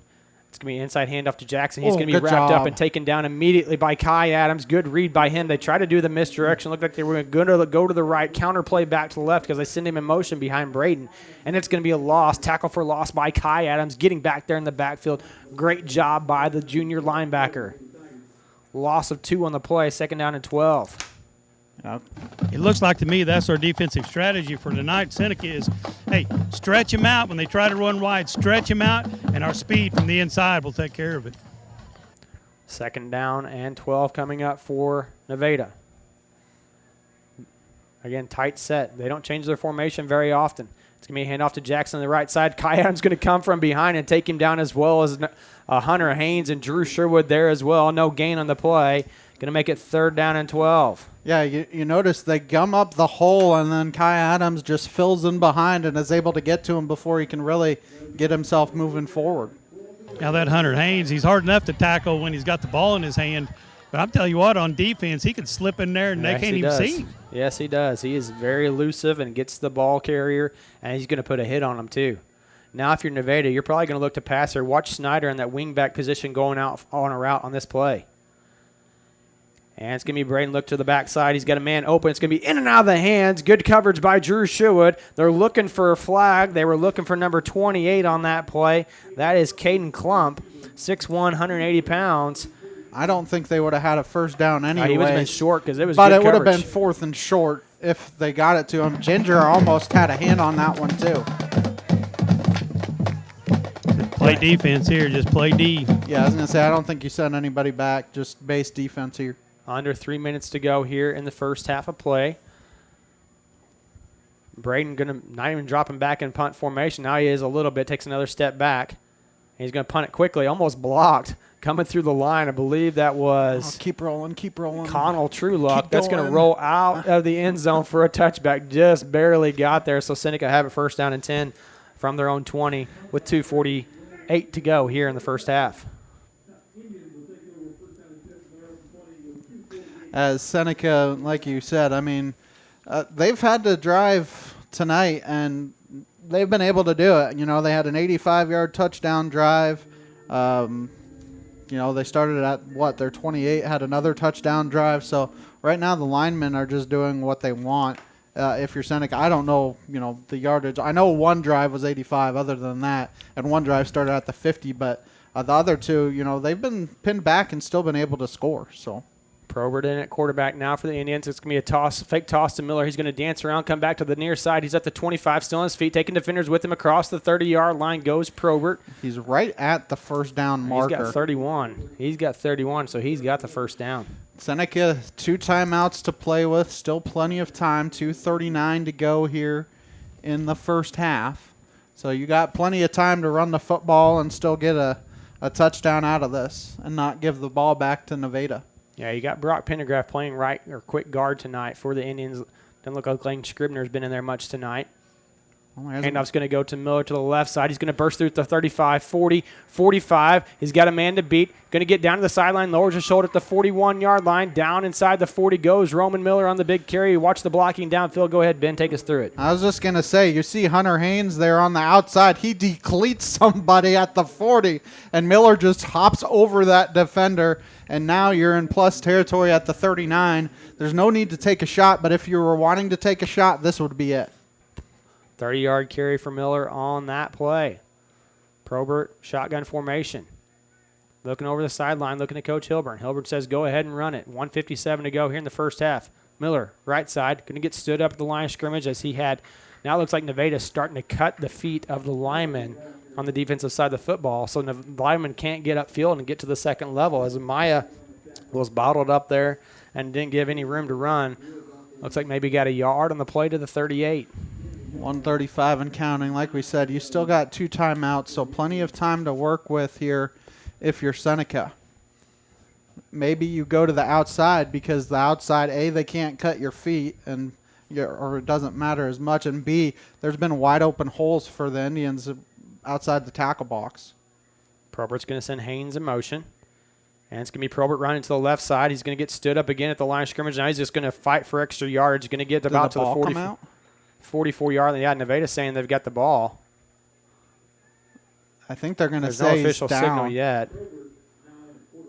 And they're going to say first down for Nevada as he dropped the ball on that one. Yeah, it's too late to see what happened there on the replay, but late call there with 58 seconds to go. Now Nevada has 2 timeouts. This is where you have to be careful if you're the Indians. Them taking a shot here, try misdirection and leak one of those, well, they call them running backs, but it's really a wide receiver out. Like I said, they're starting to cut the linemen's feet, so they're bottling up the linemen, not letting them reach the second level, and that's giving our guys not as much running room because they're used to going behind those guys, falling behind those guys for their opening. I think Coach Cody Hilburn's not happy. I think he thought he was down. Inside handoff's going to go to, I believe that's Thorpe once again, and Kai Adams has met him in the hole once more. That looked like Sherwood to me. It's going to be maybe a gain of 1 on the play for Thorpe.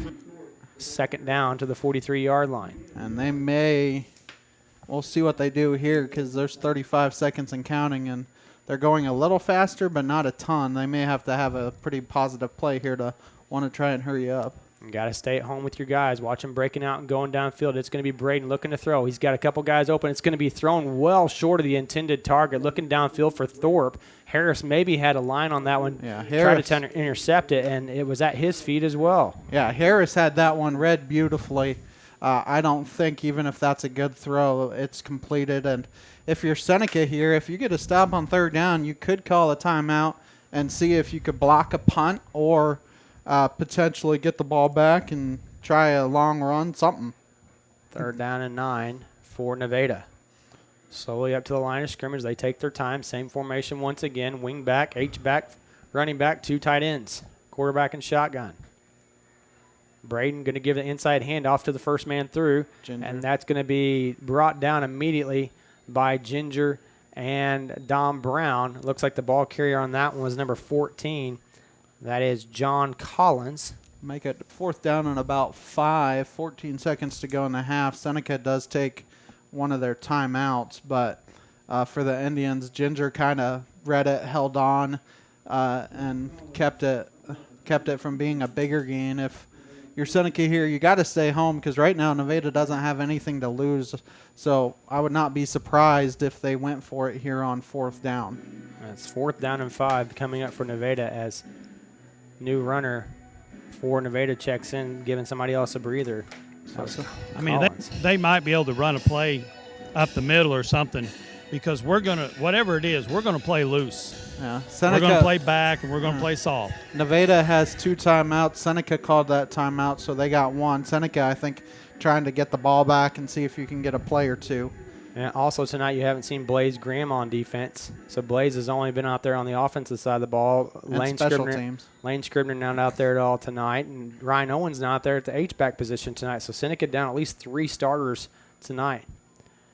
4th down situation. It's going to be Braden looking to throw one more time. It's going to be batted down. Good job by Ginger to get his hands up in the air. And it's going to be a turnover on downs here with 9 seconds to go. So you probably got 2 plays here if you're Seneca.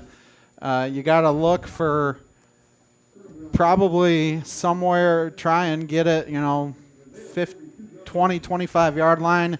If you catch it and you're going to get tackled, I'd say you got to get down quickly. They said 9 seconds on the clock. Yes, so 9 seconds to somehow, go. when I looked at it, when they called when turnovers on down, it was 10 seconds. So not sure I got down to 9, but potentially 2 plays here for the Indians. Caden Clausen at quarterback now. Harris to the near side. It's going to be Klaus running out to the near side. He's going to look for the backside. It's going to be Tyrone Harris wide open. Overthrows him. Oh, he had a chance right there. 4 seconds left as you had the deep crosser by Harris, and Klaus just led him a little too far. Now you got to watch the Hail Mary. Harris, I think you probably go for a Hail Mary here. Try and find Harris in the end zone, see if he can out-jump him, maybe get Sherwood on one side, Blaze Graham coming in. You got Trips on this side, Ginger over here as well. So maybe you throw to this near side and see if Hagan can get one over the defenders. Trips to the near side. It's going to be a hook and ladder play to Miller. Miller's going to make one man miss. He's going to fall forward, and that's going to do it for the first half as the Indians lead this one 28-0 here on the KNEO and Seneca Indian Sports Network. When you first get married, it's pretty easy to demonstrate your love. But as time goes by, it can become more difficult. So what do? Billy Graham found the answer in the Bible. We are to love as God loves us. Before you come to Christ, you don't really know how to love. Oh, there can be happy marriages and successful marriages outside of Christ, but the depth and the capacity and the breadth of love is unavailable to you until you come to know Jesus Christ. When you do that, you've solved one of the greatest problems of tension in the home. Selfishness goes out the window when you're submitting yourself daily to Christ. You can find out more about God's perfect love at our website, findpeacewithgod.net. That's findpeacewithgod.net. We're the Billy Graham Evangelistic Association. Welcome to the KNEO Sports Network Halftime Show. Once again, here's Ben Walcott. Welcome back to Nevada, Missouri, as we're here at the half, and the halftime show is brought to you by Prairie Top Chiropractic and Langford Insurance. Coming up at the half, I'll talk with girls golf coach Drew Schulte as part of our Indians Minute, and we'll have an interview with a Freeman trainer as part of our Freeman Sports Health Minute. You're listening to Seneca Indian Football. You're on the KNEO, Seneca Indian Sports Network. Seneca Indian Athletics is sponsored by Prairie Top Chiropractic. Located at 4556 Quince Road in Seneca, chiropractic physician Seth Wilson offers chiropractic services to Seneca and the surrounding areas.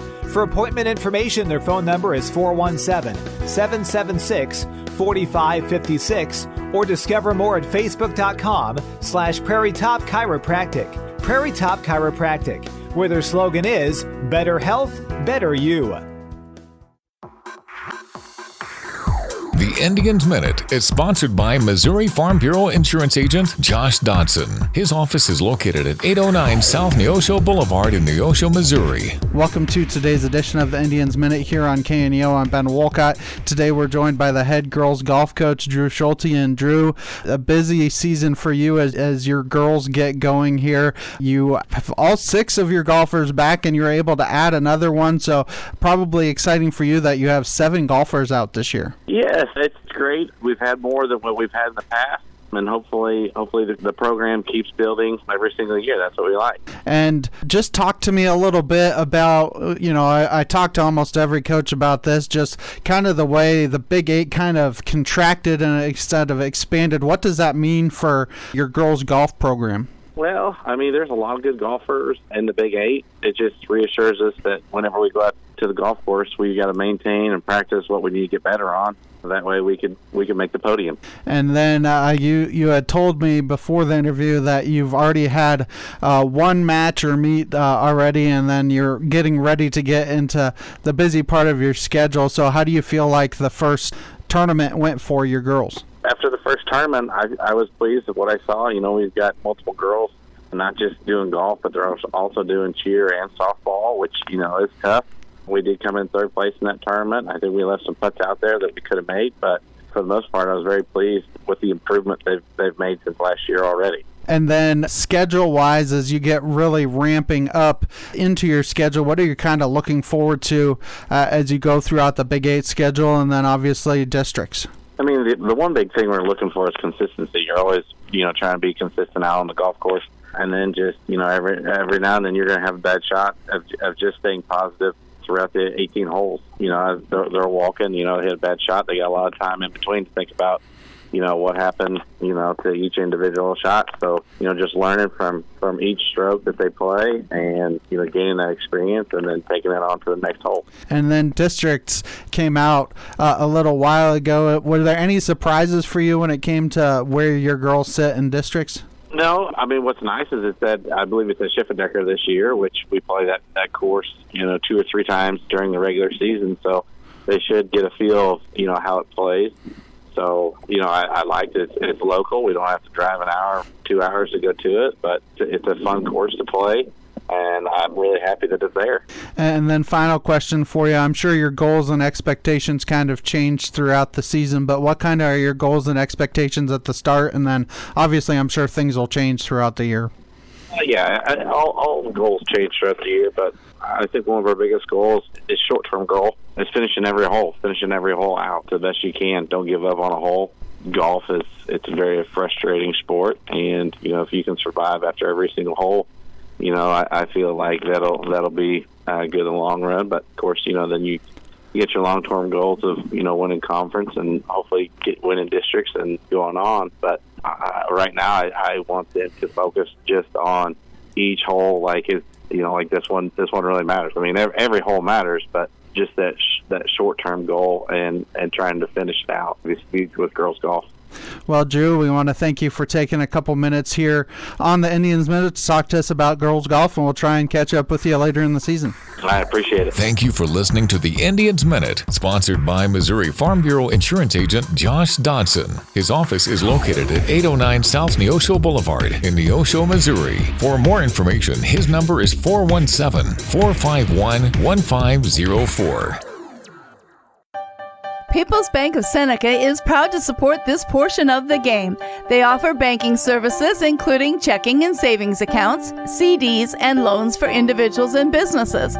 They have locations in the Seneca and Joplin areas and are online at peoplesbankofseneca.com. People's Bank of Seneca, proud supporters of the Seneca Indians. Member FDIC and equal housing lender. If you're a weekend warrior who likes to go, don't let pain put the brakes on your pace. When you need help with an injury that keeps you from moving, you want an orthopedic team with a proven track record. Freeman Orthopedics and Sports Medicine is nationally recognized and were recently named CareCheck's #1 hospital in the market and top 10% hospital in the state for hip fracture repair. Freeman Orthopedics and Sports Medicine, the experience you need to keep pace with life. a nonprofit organization, a sponsor of high school sports.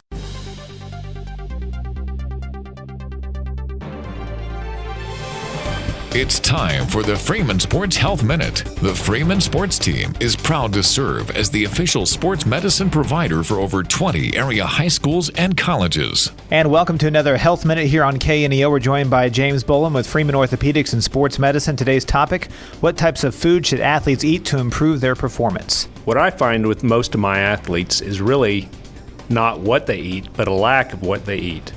You know, I've got kids that come to school and they'll, I had Captain Crunch for breakfast. I had nachos for lunch at 11 o'clock today, and it's, 7 o'clock at night, and they're trying to play, and they haven't eaten anything since then. As athletes, you have to be a little smarter. You need some protein. You need some carbohydrates. You need to get up and actually eat breakfast. That becomes a big challenge for a lot of kids because they don't want to eat when they first get up. They don't want to take the time before school. It's already early enough. They don't want to take the time. As an athlete, you need to, even if it's like a peanut butter and jelly sandwich or toast with peanut butter or cereal, anything, you need to eat breakfast. Lunchtime, it's hard. When you're at the school, they don't really differentiate in the cafeteria between a 50-pound, volleyball player and a 300-pound football player. You get the same portions. Well, that's not going to run the motor of the 300-pound football player like it is a 50-pound volleyball player. So you may have to bring extra food, or you may have to supplement what you're eating with something else. A lot of kids make a mistake. They don't, they eat at lunch at 11 o'clock and then they try to practice until 6 o'clock at night, and that's all they eat. Bring something for after school. Bring a granola bar, bring a cereal bar, eat some peanuts, bring a peanut butter and jelly sandwich for after school. A lot of kids, they try to run their motor, they're going to be an athlete, off junk food. Stay away from the corn dogs, and that's not always what's best for you to run your motor if you're going to be playing games. For the Freeman Sports Health Minute, I'm Adam Winkler.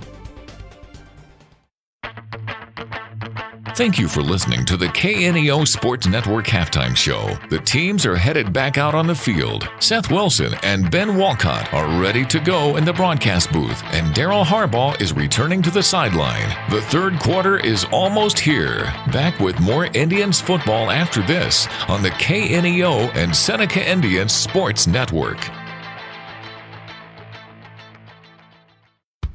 Lost Creek Wireless in Seneca, Missouri is proud to support the Seneca Indians. Owned and operated by Clayton Driscoll, a Seneca Indian alumni, they offer high-speed internet to Seneca and other surrounding areas. To learn more information about the areas they serve or plans offered, their website is lostcreekwireless.com or by phone at 417-553-1959. Lost Creek Wireless, where their slogan is, your hometown choice in internet. Happy Egg, based out of Rogers, Arkansas, has been a local business for many years with their free-range farms. They are now taking applications for prospective growers to raise hens. If you have 10 acres of land and are interested in learning more information about becoming a Happy Egg grower, their website is happyegg.com/grower or by phone at 479-925-8855. A supporter of community broadcasting on KNEO.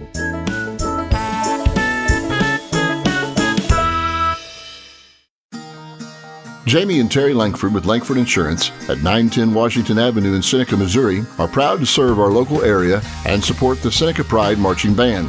Langford Insurance specializes in life, agribusiness, and personal insurance needs.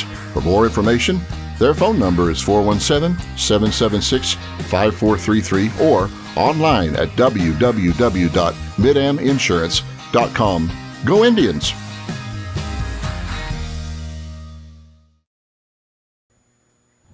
And you welcome you back here at Logan Field in Nevada, Missouri, where the Indians have a halftime lead of 28-0. Your halftime show sponsors Prairie Top Chiropractic and Langford Insurance, as the Indians just had a lot of success on the ground and had a trick play in there as well. Not really a trick play. You got your quarterback running back, and you kind of expect him either to throw the ball or have a little run, but it's going to be one of those two things. I mean, it's most every single play you're going to have a throw or a run. But either Seth, way, you're doing so well. It's one of those things, The team with the most points at the end of the game will probably win, if I had to guess. Anyway, going through some stats in that first half, Seneca, 28 plays, 348 yards, drive chart yardage, and 10:45 time of possession For Nevada, 24 plays, 71 yards, and 13-15 for the drive chart yardage. Looking at Nevada's offense, let's look at that first, their numbers. Kellen Braden is 1 for 5 for 6 yards. On the ground, Bodie Thorpe, 5 carries for 11 yards. Braden has 1 carry for 4 yards. Jackson has 11 carries for 18 yards. Snyder has 1 carry for 3 yards. And Collins has 1 carry for 4 yards. And Snyder has the only reception for 6 yards. So for Nevada tonight, their total offense, 36 yards rushing, 6 yards receiving, 42 total yards. Now, they were helped on that first drive. The 48 yards in that drive chart yardage on their first drive, 39 of it came on penalties. So that is a lot of penalties. Yeah, 30 yards of it came on penalties. That's probably the biggest complaint that coaches, and Daryl knows this, coaches can complain about anything and everything. They'll find something to complain about, but I think that has to be the biggest thing is you got to clean up the penalty yardage because one of those was on third down. The pass interference call on third down. Was it pass interference? Doesn't matter. Yeah. At this point, it's a moot point. It was Haynes was a good coverage. Probably got there a little bit early, but that's okay. But you can't have that on third down, Yeah, you got to be a little bit more disciplined than that, but that's okay. He's making an aggressive play. That's going to be one of those judgment call plays that the official is going to make, and sometimes they're going to go your way and sometimes they're not. And you just got to roll with the punches and learn to be okay because, everything in life's not going to be smooth, easy going for you. You got to overcome that adversity, and Coach Hilburn talked about that, overcoming adversity throughout the season. Last week they had some adversity. Tonight, those penalties early on, some adversity for them. They had to fight their way through those. Yeah, because, there was some adversity on the offensive side. Seneca did eventually score, but you wiped out, a 44-yard touchdown run by Caden Klaus. Luckily, you come back and still score on that drive, but you face some adversity because instead of a touchdown, it was a face mask, not a touchdown, but it was 1st and 19 instead of a touchdown. So Seneca able to face some adversity early on, and we're able to accomplish some things, and we'll go over all the final drive scoreboard stuff at the end of the game. But a couple interesting Big 8 scores at halftime. East Newton has a 28-14 lead over Cassville, and at halftime, Mack County and Mount Vernon are tied at 14. Yeah, again, can't be thinking that East Newton team just going to back to what we've seen in years past. And they've got a good thing going on with their East Newton as they took Lamar down to the wire last week. Not only did they take Lamar down to the wire, they beat Springfield Catholic. Everybody has an open week due to it's a 9-team conference, so you got 8 games, and then you have to fill one. So East Newton's fill was week 1, and they were able to go to Springfield Catholic and win. Went back home, lost to Lamar by a touch, or it was 10 or by a touchdown, 2 touchdowns, but a game that was tight with 2 minutes to go in the game. And Lamar's got no problem with their non-crossover game here tonight. They're beating Tipton 44-0 at the half. So they may have Wilkerson back. Wilkerson was out the first 2 weeks, and I think week 9 should be a fun one, but you got a long ways to go before you get there for both of Lamar and Seneca. I was thinking about this earlier when they redid the conference and they were putting the schedules together. It kind of surprised me they didn't have Nevada and Lamar being the last game of the season because that's the Silver Tiger Bowl, I believe, if I'm not mistaken. Yeah. That's a big rivalry as these two schools are separated by only about 22 miles. I think the only other thing that people are thinking about is whoever decided to make the schedules is they know how good both Seneca and Lamar is, especially since Cody has been back. Who's been the team that's given Lamar the most problems the past 3 years? It's been Seneca. So maybe they thought, a conference championship could be on the line that night. A long ways to go for both these teams before that happens. A lot of screwy things can happen. District implications could be huge in that game for both teams. Could not matter for both teams, but a long ways to go. That's end of October. You're still looking a month and a half away. It's hard to believe, Seth. It seems like you just start, and then next thing you know, you're at the end of the regular season. We're already in week 3, and so Seneca's non-crossover game is Carl Junction. I think that should be a fun one for Seneca fans. I know Daryl has played Carl Junction and heard about Carl Junction a lot, so I think Seneca will have fun when they get to play Carl Junction these next 2 years. This year we go to Carl, and then next year they come to us. Coach Harbaugh's over there playing the part of politician, shaking hands and making sure everybody knows he's here tonight. Yeah. So I talk to everybody, let everybody know that listen to you guys on the radio. You two are the main crew. You just listen to us most of the time. Yeah. You guys have played Carl Junction before, so that was something we were talking about. Well, yeah, and Carl Junction used to be our biggest rival, one of our biggest rivalries, because they was always one of the good teams in the Big 8. Always. They were one of the bigger schools in the Big 8, and they were always a big rivalry. So that should be fun week 6 for the Seneca team. But, you got to take care of business tonight, and you still got 2 more games before you even get there. You still got 24 minutes to go in this one. Nevada is an explosive team. Yes, Seneca's done a good job on defense in the first half, holding them to 42 yards, but there's a lot of football left to be played. Nevada's going to get the ball to start the second half here in about 6 minutes when we kick off the second half. So Seneca's still got to play hard, still got to finish this game strong. Yeah, you got to watch those misdirection and everything, like you said, because last year it was end of the first half. We thought to ourselves, had them pinned down at the 1 yard line, thinking they're just going to try and run out the half. What do? Jack Chaney runs for 99 yards, and they took a 28-14 lead. Seneca was able to come back in that game, but you can't take anything for granted, especially when you come across a good team like Nevada.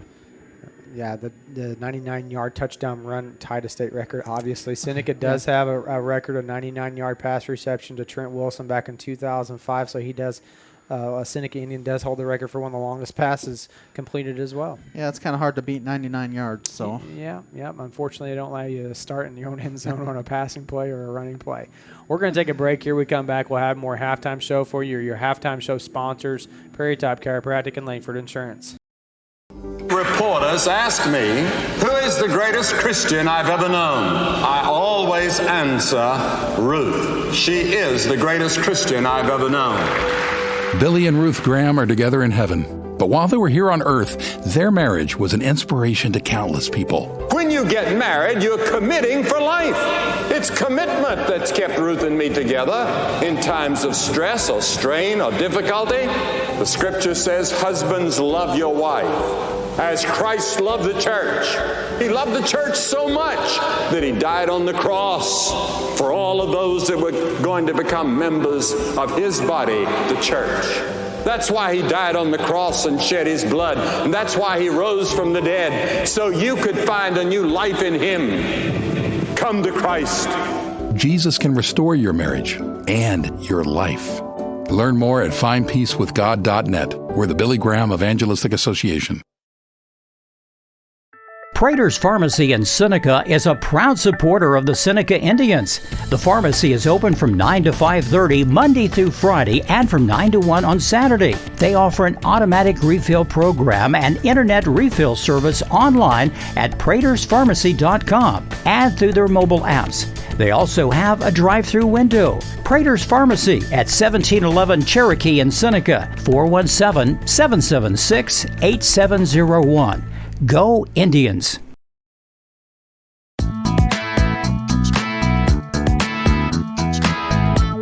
Proudly supporting the Seneca Indians is Doug's Body Works. Owned and operated by Doug Scribner, they offer a 24-hour wrecker service and specialize in auto body and frame repair. Doug's Body Works is located at 1008 Oneida in Seneca and is proud to serve the local area. 417-776-8611.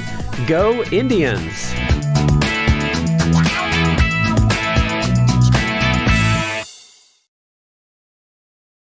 KNEA would like to thank the Big Nickel for sponsoring this portion of broadcasting on 91.7 FM.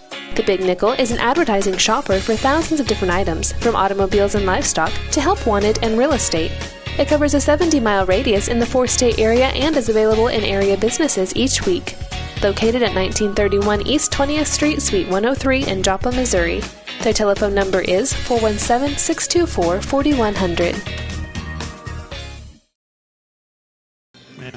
Welcome back here to Logan Field in Nevada, Missouri. Seneca leading at the half, 28-0. Your halftime show sponsors tonight, Prairie Top Chiropractic and Langford Insurance. Other sponsors for tonight's game, People's Bank of Seneca, Crowder College, Prelude Maintenance Center, Seneca School District, Langford Insurance, Dairy Queen of Seneca, First Community Bank, and Happy Egg. So Seneca coming out tonight on defense to start the second half will have to be ready to go because, again, Nevada has their misdirection plays. We've talked about this multiple times. Misdirection plays can lull you to sleep. They'll go one play, and then come back with the inside reverse. Got to be ready to go on the defensive side of the football. Trust your assignments. Trust your teammates will be there to help you out. Yeah, they've been flying around. They've done a good job of really the defensive linemen gumming it up, and the linebackers, Miller has come in, and Haynes, the safety, coming in from the backside and plugging the gaps. I mean, really, everybody's done a great job tonight doing what they're supposed to do. Adams has been there. Miller's been there where he's supposed to be at. Haynes is coming in. Sherwood's coming in. When they try to throw a little pop pass here, there, Harris, Haynes, Sherwood have got it defended really well. So those guys are doing an excellent job. I tell you what, we've been playing very disciplined tonight. And got to continue. Very disciplined. I'm glad to see it. I'm glad to see it. That the kids can stay, make their reads, and do their job. That's key on defense. Yep, got to trust your teammates to be there for you. That's what football is all about, trusting your teammates. The guy next to you is going to do what he's supposed to do if you do what you're supposed to do. Back deep to receive for Nevada is number 1, James Wee. Drew Sherwood going to tee this one up. Seneca going left to right now. Across your radio dial. Maybe they're a little bit more comfortable with the kickoff team because, like I said, the first few weeks he's just been popping it up on the sideline. But Drew's getting some leg in it tonight. He's kicking it down there. And he's going to be kicking into the wind as you see that flag. East wind blowing tonight with remnants of the hurricane still going on. But, I mean, he kicked one into the wind in the second quarter, and he still got it down 2 times into the wind in the second quarter, and he still got it down to the 15-yard line, so he's doing a good job because that was where the block in the back happened. Sherwood's got the go-ahead from the official. Takes his steps. And it's just going to be a shorter kick this time. It's going to be caught at about the 22-yard line, but the first man, he's got green, and he's going to be off to the races, but there's going to be a penalty that's going to bring that one back as Jackson had that one gone. Probably a penalty to bring this one all the way back. And I'm guessing it's going to be holding somewhere, as you see there on the replay. It looked like they grabbed a hold of Kai Adams on the inside and just didn't let go as he was trying to get away. At the 32, so that'll bring it all the way back to the 22-yard line. So we talk about making sure that, no momentum is given, and I know that's coming back, but that may give them a little bit of momentum. Going to go all the way back now to the 23-yard line. I think the flag was thrown at the 33. Yeah. And so now the head coach Beechler going to ask a question on that. I mean, the side judge had that one from the very beginning. I'd be upset too because it looked like it was this great positioning by the blocker, but Kai Adams is basically running downfield, and he couldn't get away to try to get them to make the play and took the the blocker all the way down to the ground. If you're Seneca here, got to come out and be sound on defense. Same formation we've seen all night from Nevada. Inside handoff's going to go to Thorpe. Thorpe's going to get hit. First man there was Sherwood, and he's going to be stopped by Miller as well as Haynes coming off the bottom of the pile to the 26-yard line. So a 6-yard, 7-yard pickup for the Tigers on that play. 3. Oh, excuse me. I had the ball at the 33-yard line. That's the reason why. I was like, I don't think that's 10 yards. I didn't mark off the penalty there. So just a 3-yard pickup there for Thorpe on that one. Sherwood did a good job reading it, and then Haynes did as well, waiting for the cavalry to come. Braden's going to look to pass. He's going to roll out. Pass is going to be incomplete. Looking over the middle, and there was an offensive lineman that was about 4 yards downfield. He was looked maybe number 12, Smith, downfield. But as close as there was like 7 yards before there was anybody near the football on that pass. Yeah, I was very confused on who he was trying to throw the ball to because it didn't seem like there was a receiver in the area. Big third down play here for Seneca defense. See if you can force a 3-and-out and get the ball back. Let's see if Hagen Ginger can get his bare paws up there in the air and snag one down and return it for 6. Same formation, bunch formation on the far side this time for Nevada. And it's going to be a handoff to Jackson. He's going to go to the right side. He's going to have his legs taken out from underneath him by Hunter Haynes. Good solo tackle in the open field by Haynes. A gain of 1 on the play. Can make it 4th down and 6. Tell you what, Hunter Haynes is one of, if not the smallest kid out there, and it seems like he's in every tackle tonight. I'm telling you, Ben, they can't find him to block him. Well, and even if Haynes hadn't been there, there was there was about 3 or 4 other guys that were standing there, nobody blocking them. Seneca going to play base defense here. They'll let the ball roll. If they decide to punt, Braden's going to take a step back, trying to maybe get the defense to jump offside, and it's going to be a low line drive kick that's going to bounce down at the 41-yard line, take a Nevada roll, and go all the way down to about the 15. Inside the 15, it continues to the 14 with 10:21 to go here in the third quarter. It's about the only thing that's gone right for Nevada tonight is their punting unit. He's had some good rolls. That was a low-line drive. If one of the defenders had been able to get a hand up, it would have been able to block it. Everyone at the Neosho Daily News wish the Seneca Indians good luck. Let's go get that win. As second time, Seneca will have a drive start inside their 20. First down and 10 now. Ball placed at the 14-yard line. Harrison Sherwood split out to the near side. Probert in at quarterback. Miller to his left. Kai Adams in at the H-back. And it's going to be Probert keeping it to the left side. He's got a little bit of a gap. He's at the 25-30, 35-40. It's going to be a foot race down the sideline at the 45. Gets tripped up just enough and falls forward to the 30-yard line. As it was a touchdown-saving tackle once again on that far sideline. I believe that was Braden. That's the other quarterback. Yeah, it was Braden on the far sideline, tripped up Probert to the 30. He just got him. You see it there on the replay. Just barely strings him out. And I'm sure Probert's going to hear it from his teammates on the sideline saying, hey, how can you not outrun this one guy? How many times has that been tonight? He just almost. Yeah, 3 or 4 already. 56-yard keeper for Probert on that one. Now he's got to catch his breath. I see still at quarterback. Going to send a man in motion. That's Haynes. Haynes is going to be a handoff to Miller to the left side. He's going to take a linebacker on, still on his feet, going to get wrapped up and taken down again. Looks like they're trying to take out the offensive lineman's feet so they can't get to that second level. There's not a whole lot of running room for Miller on that play. Second down and 10, no gain on the play. You know, with how efficient Seneca has been in the running game, Seth, Miller has had a pretty quiet night. Yeah, he's right at 8 carries for 57 yards. Not a bad night, averaging a little over 6 yards a carry tonight. So right, that's not bad just compared to everybody else. He hasn't been able to burst one like some of the other guys have. Second down and 10, 9:14 to go in the third quarter. Handoff's going to be Probert throwing it again to Harris. Harris has got blockers, makes one man miss, still on his feet to 25, lowers his shoulder, and flips upside down almost to the – excuse me, that's Kai Adams. I was going to say, that's not Harris. I thought that was Harris at first. Again, you can't see their numbers coming this way. I thought Harris went in motion, but no, that's going to be Kai Adams down to the 19-yard line to pick up 11. Good job by Adams to make that catch. And that's one of those little misdirections. You know, last time it was to Hagen Ginger. This time they sneak an H-back out there. We've seen that with Ryan Owens. Owens not playing tonight as Adams still in there, H-back. Receivers to each side this time for Probert. Right now you got all juniors in the skill position. It's going to be a handoff to Haynes. Haynes makes one man miss in the backfield, still on his feet. Now he's just going to get positive, try to get back to the line of scrimmage. I said they maybe lost a yard on that play to the 20. Good job by him to even get back to, well, like you said, they did lose a yard, but good job by him to even really get it close. Yeah, he got hit almost as soon as he received that handoff in the backfield and was able to elude the defensive lineman. Second down and 11, 8:08 to go here in the third quarter. Seneca on the drive, first drive for them of the second half as they held to Nevada to a 3-and-out. Two receivers to the far side this time for Probert. And it's going to be a fake. Inside, it's going to be a throw to Harris. Harris is at the 15, lowers his shoulder. He's going to dive forward right at the line to gain. I think he's going to be just a little bit short. Far side judge has him at the 10, so he's 1 yard short. He's 1 yard short, Seth. A little tunnel screen there for the Indians. You have a couple blockers out there already for Seneca, and you know, you just go straight ahead with Probert or Miller and say, hey, guys, we need to get a yard. Adams to the left in the H-back position. Miller to the left of Probert. It's going to be Probert running to the left side. He's going to have to cut back in. Makes a couple man miss. Still on his feet trying to get the first down. I don't think he's going to have it as that play just got strung out forever.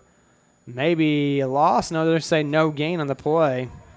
It looked like he had a hole there for a second. Go ahead, Coach. Yeah. No, he didn't have nothing. He just wadded him up right there, and kind of a slow developing play for some reason. Caden Klaus going to check back in. Probert's still in there. He's probably going to be in the running back situation. I was going to say two quarterback situation here. You got two good runners that won't go down on first count, three good runners, and this is your heavy formation because you got Miller and Miller and Adams into the H-back. Probert to the left. Handoff's going to go to Probert to the left side. Dancing around at the 5-yard line. Caking defenders with him inside the 5 to the 2-yard line. Probert goes.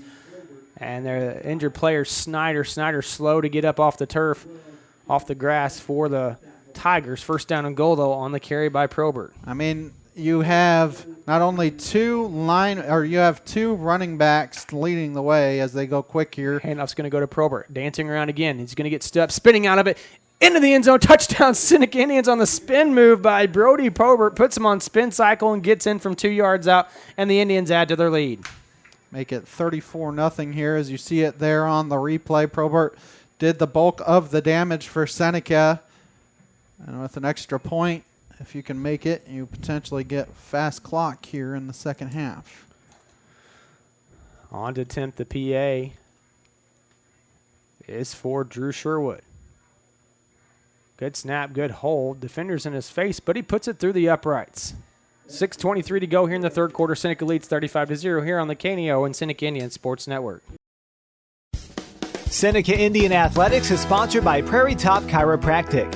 Located at 4556 Quince Road in Seneca, chiropractic physician Seth Wilson offers chiropractic services to Seneca and the surrounding areas. For appointment information, their phone number is 417-776-4556 or discover more at facebook.com/Prairie Top Chiropractic. Prairie Top Chiropractic, where their slogan is Better Health, Better You. And welcome back to Logan Field in Nevada, Missouri. Seth Wilson, Ben Wolcott, and Darryl Harbaugh on the sideline for us as the Indians added to their lead after the long 86-yard drive by the Indians. You have an 86-yard drive, you have an 85-yard drive, so Seneca doing kind of what they want at will here this evening.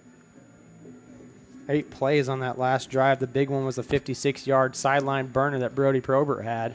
You also think 4th down and 1, able to get a first down there, too, for Seneca. So good job there. 3:58 off the clock on that last drive. Sherwood's got the go-ahead. And it's going to be a high, short kick that Jackson's going to come up and field. Now, he drops it. Ball's still on the ground. He just dives back on top of it because Hunter Haynes was right there ready to get that one. It'll be first down and 10 for Nevada, ball at their own 30. Make sure you stay tuned after tonight's game for the Final Drive Scoreboard Show, sponsored by Freeman Orthopedics and Sports Medicine. Also, check out our live scoreboard during the game. Go to kneo.org/sports. Click on the scoreboard link. Get the latest scores from games around the area as they're happening. Sponsors for tonight's game, 4-State Sports Report, Missouri Farm Bureau agent Josh Dotson. Water break, Seth. Gas and Snack, and Neosho Chamber of Commerce. We'll step aside for a break. We'll come back right after this. If you're a weekend warrior who likes to go, go, go, don't let pain put the brakes on your pace. When you need help with an injury that keeps you from moving, you want an orthopedic team with a proven track record. Freeman Orthopedics and Sports Medicine is nationally recognized and were recently named CareCheck's #1 hospital in the market and top 10% hospital in the state for hip fracture repair. Freeman Orthopedics and Sports Medicine, the experience you need to keep pace with life. Locally owned, operated, and here for you. Check out the new face of the Neosho Daily News, covering Newton County, highlighting area residents, businesses, school news, sports, and more. Find us on Facebook at Neosho Daily News or call 417-451-1520. Go get 'em, Indians! And welcome back here. Seneca leading 35-0. One receiver to the far side now, twins, 2 receivers to the near side. Braden, shotgun formation, ball's on the ground. He's going to hand it off to Jackson. Jackson's going to dance around. Caden Kloss going to come up and hit him, and he's going to run into Probert. And Jackson's going to keep his feet churning. He's going to get about 6 yards on the play. Not only was Probert going for a hug, he was going in for the ball as well. Second down as the ball goes up to the 36. So pick up a 6 on the play. Second down and 4 for the Tigers. And that Jackson kid, he's just a sophomore, I believe. Yeah, he's a hard runner. He's a really solid hard runner. So got 2 more years of seeing him run the ball. Now they're changing things up a little bit, going 2 receivers to the far side. This time is Nevada trying to give a little different look for the Indians' defense. Shotgun formation. Braden's going to hand it off to Jackson once again. He's going to be forced back inside by Klaus. And he's going to be stood up. He's going to be shy. They give him a generous spot. Don Brown on the stop. They're going to say he got to the 40. I didn't think he got quite that far. Either way, it's a first down and 10 for Nevada on the 4-yard pickup. I was going to say they were very close to a first down, and they did give it to him, like you said. Seneca Indian Football brought to you by Southwest Missouri Bank, Neosho Daily News, Doug's Bodywork, Prairie Top Chiropractic, and Cedar Lane Farm and Garden. First down and 10 coming up for Nevada. Braden's got 2 receivers and a wing back to the near side. It's going to be a toss out to Jackson. Jackson's going to come upfield, and he's going to get shoved out of bounds. There's going to be a penalty flag, comes in at the 41-yard line, probably in the area of holding against the Tigers, and it's going to be exactly that because, man, there was no push there from the defensive front from Seneca, and we haven't seen that all night long. The holding's going to take him back 10 yards from the 41. And they want the clock to continue to wind, and there they go. So from the 41, it might be from the 39. Might be from the line of scrimmage. They moved the flag, and I didn't see where they picked it up. So they're going to be first down and 20 as the holding penalty. I was going to say it's either from the line or at the 31. So, yeah, like you said, first down and 20. Game brought to you tonight by Langford Insurance, Dairy Queen of Seneca, First Community Bank, and Happy Egg. Now Nevada going back to their typical formation, a wing back, H-back, and 2 tight. And it's going to be Braden looking to throw. He's going to look for the backside screen of Thorpe, and it's going to be snuffed out. First man there for the Indians is Brody Probert. Probert takes him down out of bounds. I think they actually lost yardage, 2 yards on the play back to the 28. So it's second down and 22. Yeah, good job there by Seneca spreading it out. They had somebody going deep one-on-one. I think it was with Hunter Haynes, but he had him the entire way. Second down and 22. 3:20 to go here in the third quarter. And Nevada slowly walks up to the line. This is their MO. This is how they do, just slowly up to the line of scrimmage every time. Inside handoff's going to go to Thorpe, and he's going to be brought down from behind by Jace Renfro. A tackle for loss from the junior defensive tackle all the way back to the 26-yard line. I think they're going the wrong way here, Seth. Third down and 24. Hey, we're making yards right now. Yeah. I think they got mad because they got a first down. Maybe they did. Good job by Jace Renfro to burst through the line, get in the hip pocket, and take down Thorpe from behind. Now they're going to send Thorpe out to the near side as well as another receiver. Harris is going to cover up Thorpe. Sherwood covering up the other receiver. Shotgun formation, double tight. One tight on the far side. And it's going to be a passing play over the middle, and that's going to be incomplete as that may have been tipped at the line of scrimmage. I'm not sure. That went sailing way over the head of the intended target downfield, looking for that tight end hot route. Problem is there, it's a one-man route, and Seneca had about 2 or 3 defenders that had the opportunity to grab it as they're going to send Harris back to try and corral this punt because that's about the only thing that's gone right for Nevada tonight is rolling the ball to the 15 and 14-yard line. 2 minutes to go here in the third quarter with a running clock.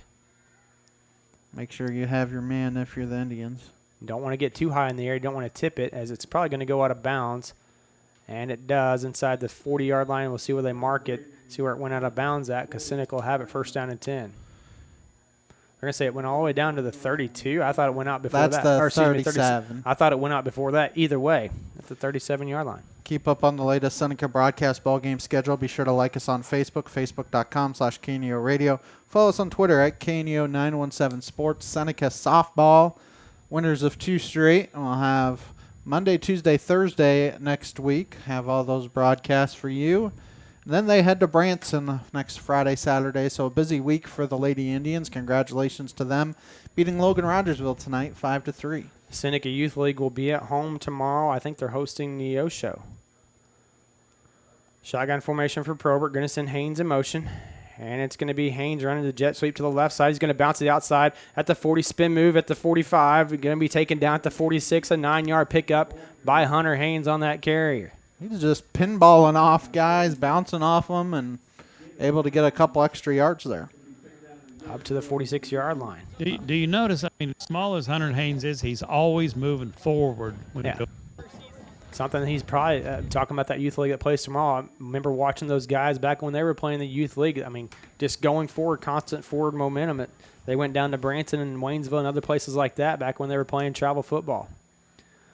It's going to be the option play. Haven't seen that a whole lot tonight. Pitch is going to go to Miller. Miller's at the 50-yard line. Makes a man miss at the 45. Spin move at the 35-30, 25-20. Miller's going to be off to the races. One man to beat, and he's going to be taken out of bounds inside the 10-yard line, inside the 5, down to the 2 he goes as you watch the blocking downfield by Ginger, by Kai Adams, and a spin move by Miller at about the 42-yard line. First down and goal again for the Indians at the 2. He stepped out of bounds at about the 2, like you said, but good job by him. That's the longest run he's had.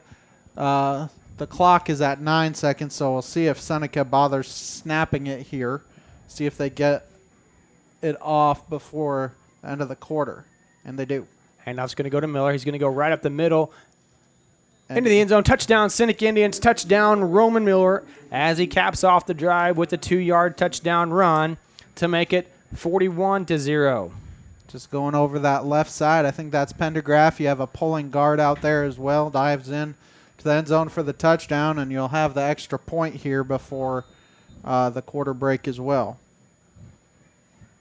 41-0, point after pending. High snap, good job by Klaus to corral it in. Penalty flags thrown, as it may have been the defender was offsides because he came free quickly. And it is an encroachment on Nevada. Do you go for 2? I think you just keep going for 1.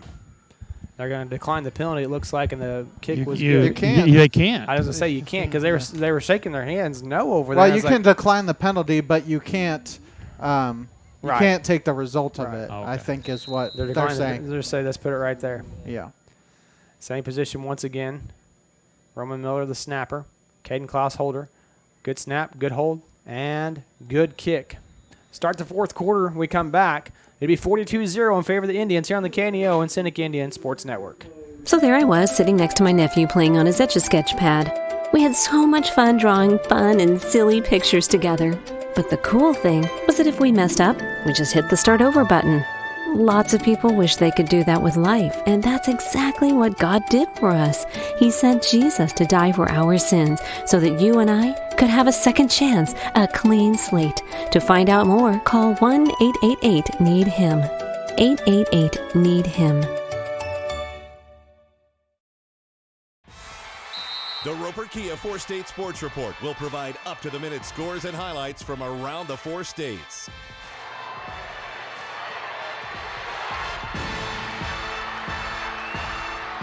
With ultimate local coverage from all your favorite teams. The Roper Kia 4-State Sports Report, weeknights at 6 and 10 p.m. Let me welcome you back here at Logan Field. Seneca leading 42-0 to start this fourth quarter after the 3-play, 63-yard touchdown drive, taking 1:46 off the clock, capped off by the Roman Miller 2-yard run that enabled him to go over 100 yards on the night. Drew Schroed on to kick this one away for the Indians. His foot must be tired. Short kick that's going to bounce down at the 14-yard line. It's going to take a bounce to Wee. Wee's going to take it and take off running. He's going to be hit hard by Brock Pendergraph. Good job by the kickoff team, as he thought he was going to head a head of steam, and he ran into Pendergraph on that play. Great job by our cameraman to catch that one, as Pendergraph just came free off his block at the last second, as Seneca will sub in now on this drive.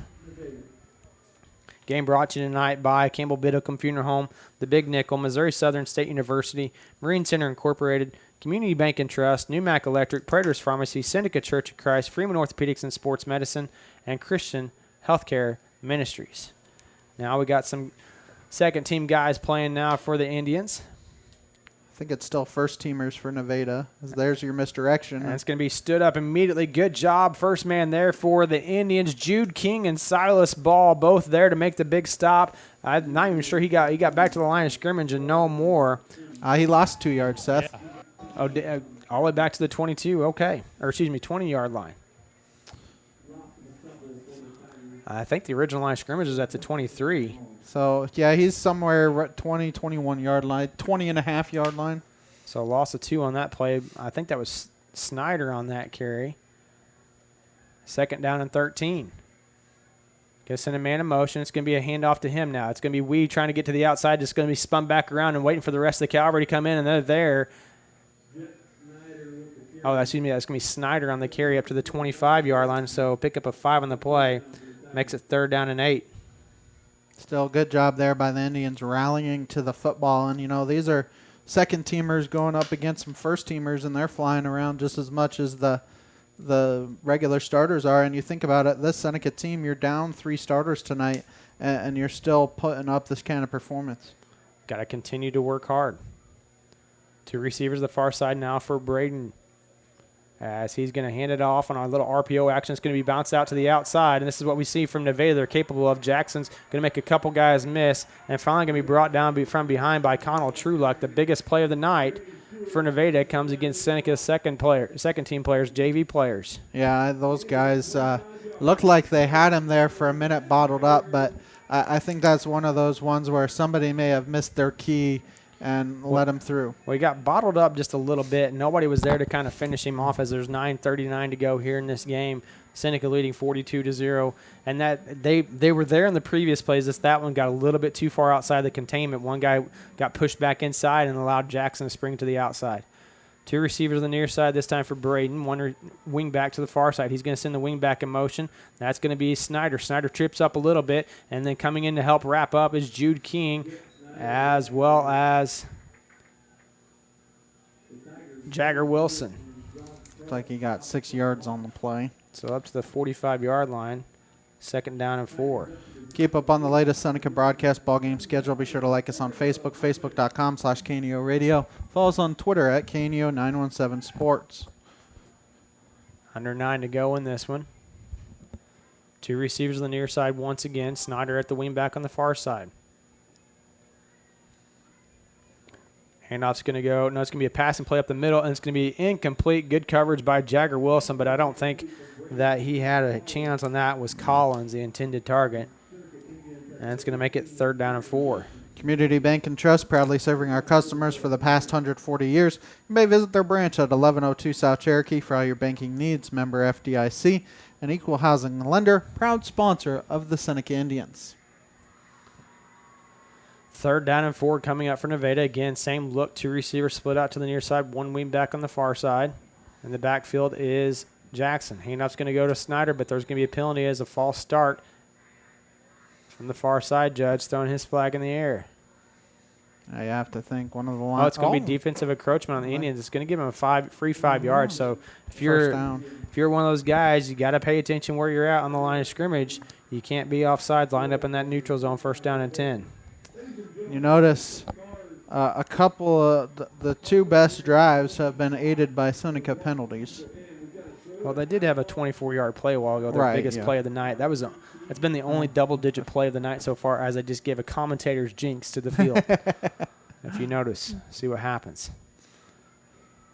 Nevada back to their traditional look. And it's going to be an inside handoff. No, it's going to be yes, he's off to the races now as Collins. Going to give chase is Finley, and Finley's not able to get there. Touchdown for Nevada, but there's a penalty flag all the way back at the 43-yard line. So must be in the area of holding. Holding or 2 guys in motion. Illegal procedure. If it was an illegal shift, it would be at the 40, not the 43. And it is a holding penalty. It's going to bring it back. So it would either be, if it's from the 43, it would be 1st down, maybe 44-yard line. Or are they saying it's from the 40, so it would be 1st and 20. You notice the 2 biggest plays for Nevada, a touchdown return, a kickoff return for a touchdown, and that one, 2 penalties bring them all the way back. So 1st down and 20. Now Seneca needs to really bear down here and keep him out of the end zone with 7.5 minutes to go. Yeah, I was just going to say, the varsity guys are out, but these JV guys have a lot of pride, and they want to keep this on a 0. But you see all the varsity. You get over here and watch Coach Crane. Coach Crane, all the varsity guys standing with the helmets cheering on their guys that they're going into practice. Collins is going to get the ball handoff. He's going to go to the outside. He's going to be spinning out of contact. First man there was Jude King and Silas Ball. He spun out of that contact. He's only able to get 1 yard, though, on the play because those guys had such a push upfield, making it string out and string out and string out. I mean, Coach Crane is up there jumping up and down, screaming and hollering. I mean, he didn't want Nevada to score. He wants a shutout, and he wants that defense to be successful. So Collins on that carry gets 1 yard, because these two will face off on Monday night at Seneca, the JV and possibly also a C game. Again, Seneca may be lined off sides. If you see that one there, they're going to let it go as Braden's going to roll out. He's got pressure in his face. Now he's going to throw it. It's going to be caught by Snyder. He's got one man on his near side. That's a good job by Brant Laughlin to bring him down for maybe a gain of 1 on the play. No gain. You look at this near judge. It's at the 49. They're going to say at the 49. Good call there, Ben. I was going to say this near judge had it more than that far side judge, so. I mean, I don't know who it was that went all the way back there. Seneca almost had a sack at the 45-yard line. I believe that was Gentry Barnes, number 73. I think that's the number back there. Number 74. No, that's 73 for the Indians. That's going to be Landon Hartg. There's going to be a water timeout here at the 6-minute mark. We'll step aside. Seneca leading 42-0 on the KNEO and Seneca Indian Sports Network. Hi, this is Jamie Lankford with Lankford Insurance at 910 Washington Avenue in Seneca, Missouri.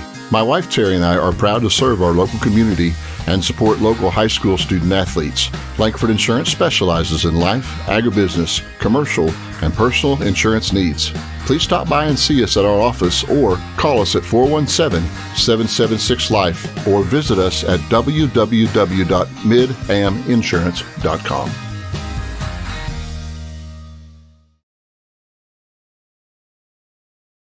I'm going to grab Kai Adams. Welcome you back here now at Logan Field. Seneca leading this one 42-0, 5:59 to go in this one. Time of possession is going to look a little skewed here in the second half as Nevada has had the ball in the entire fourth quarter with a running clock.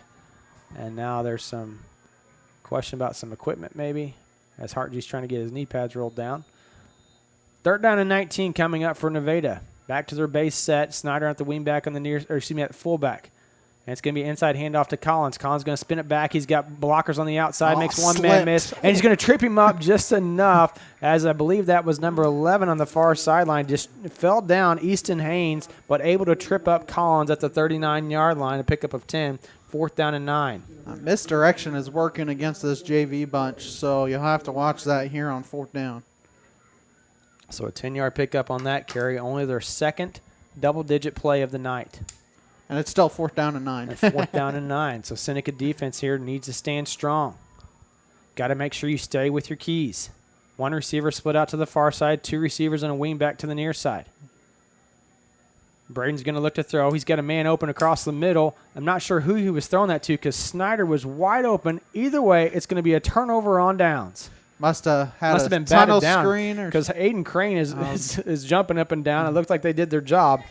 Yeah, there was no one there, Seth. He threw it right in the back of the lineman. That's what I thought. I was wondering if they were trying to set up a screen or whatever. Everyone at the Neosho Daily News. Wish the Seneca Indians good luck. Let's go get that win. Game brought to you tonight by Southwest Missouri Bank, Neosho Daily News, Doug's Body Works, Prairie Top Chiropractic, Sea Lane Farm and Garden, 4 State Sports Report, Missouri Farm Bureau Agent Josh Dotson, Gas and Snack, and Neosho Chamber of Commerce. Brant Laughlin checks in at quarterback. He's going to keep it, run it to the right side, bouncing around a little bit, keeps his feet moving up to the 45-yard line, goes Laughlin. A pickup of 6 on the play. 2nd down and 4. Notice, I mean, even the second bunch, I don't know if it's 2s on 2s now. I don't know if Nevada has brought in their second stringers, but, I mean, they got a good push there against those linemen. And Laughlin on that carry adds the yardage for the Indians on the night. Pickup of 6 on the play. Going to send a man in motion. And it's going to be a fake to him, and the handoff's going to go to ball to the right side. He gets behind his blockers. He's got enough for the 1st down. That's good job there by the Seneca lineman. You'll look here on the replay. They each had, it looked like the Nevada guy almost jumped off sides there, but Seneca had a couple pulling guards in there, and a gain of about 7 on the play for the Indians as they get ready to roll here again with 3:40 and counting to go. So just a 5-yard pickup for ball, but that's enough for the 1st down. Option play this time. His pitch is going to go to the running back. I didn't see that. It looked like somebody new checked in there. 18. That's Jagger Wilson on the option play. Gets a few yards up to the 42-yard line. So pickup of about 8 for Jagger Wilson on that carry. Yeah, good job there. Again, by the wide receivers holding their blocks there on the outside. Both teams still have 3 timeouts, but Seneca just trying to wind the clock down on this one. 8 yards on that play as Wilson stays in the backfield with Laughlin. And it's going to be an option play to the near side. It's going to be a pitch to Wilson. Wilson's going to try to get to the outside. He's going to be picked up and dropped down for a loss on the play back to the 45-yard line with 3 minutes to go here in this one with the running clock still going on. Yeah, that wasn't a bad decision by Laughlin. It was a late pitch. It was just the Seneca linemen didn't have their assignments that time. Well, that was on the outside. That was more of a wide receiver not sustaining his block just long. And that play took a little long on the option, but that's all right. These guys are getting their reps in tonight. 2 receivers split out to the near side now for the Indians. Laughlin going to keep it to the right side. He's going to make a cut out to the further out right, and he's going to be stopped, I think, just shy of the first down to the 41-yard line. Goes Laughlin. Going to make it 4th down and 1 at the 41. 4th down and inches here for Seneca because you have to get to about the 40.5. Seneca going to keep their guys on the field here with 2:12 to go. Again, can't help to think, but number 22 out there in the H-back position, Morgan Vaughn, but that's Kanan Miller. 2 receivers on the near side. Ball, that's going to be Laughlin keeping it to the right side. He's going to try to get to the outside. He's going to keep his feet turning. He's got enough for the first down. Great second effort by Brant Laughlin because he got hit at the 41, and he dove forward to the 39. Yeah, he needed the 40.5, and these Seneca players don't go down on first contact, sometimes even second contact, so good job there by the Indians as you're probably looking at 2, maybe 3 snaps here for Seneca. 1:35 to go on this one. Receivers to each side now for Laughlin. Handoff's going to go to Ball to the right side. He makes a cut at the 40, still on his feet. Now at this time he's just got to stop because the forward progress has been stopped. Near side judge has him at the 38-yard line. Far side judge has him at about the 37-yard line. They'll mark it at the 37, a gain of 2 for Ball on that carry, a 2nd down and 8.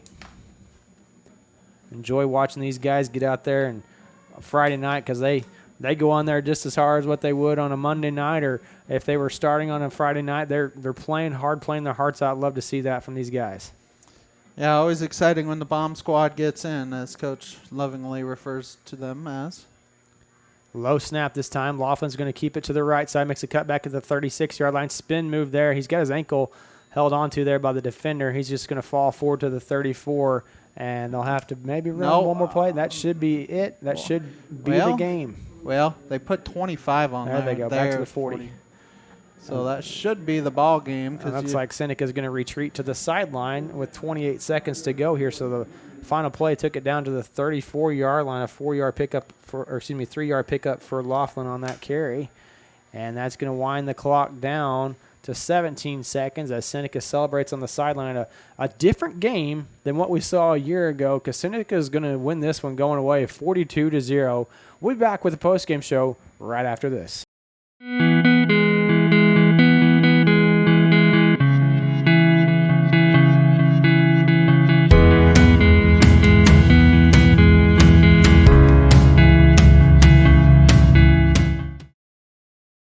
Prater's Pharmacy in Seneca is a proud supporter of the Seneca Indians. The pharmacy is open from 9 to 5:30 Monday through Friday and from 9 to 1 on Saturday. They offer an automatic refill program and internet refill service online at praterspharmacy.com and through their mobile apps. They also have a drive-through window. Prater's Pharmacy at 1711 Cherokee in Seneca, 417-776-8701. Go Indians! A proud supporter of local high school athletics is Numac Electric. Serving Newton and McDonald County, they provide power for area homes and businesses and want to wish all the athletes much success throughout the season. For online bill pay and account information, the website is numac.com or 417-451-1515. Numac Electric, proudly serving Newton and McDonald County, where their slogan is your touchstone energy partner. The Seneca R7 School District is proud to support the student athletes and coaches competing in this game. High school activities help students learn life values such as hard work, dedication, and teamwork. The Seneca R7 School District is honored to serve such a great community and wants to thank all the Indian fans for their great support. The Seneca R7 School District, tradition, pride, class. At ProLube Tire and Auto Center, we know what it means to rely on your vehicle. We race all year and know how to get that extra inch out of every part. Precision, quality, and reliability are not just words to us. It's what we do every day. We know you rely on your vehicle to perform for your family. From oil changes to full-on repairs, ProLube gives you the best racetrack team experience, so you can be worry-free. ProLube Tire and Auto Center, where we get it right on the road and the track. Seneca Indian Athletics is sponsored by Prairie Top Chiropractic. Located at 4556 Quince Road in Seneca, chiropractic physician Seth Wilson offers chiropractic services to Seneca and the surrounding areas.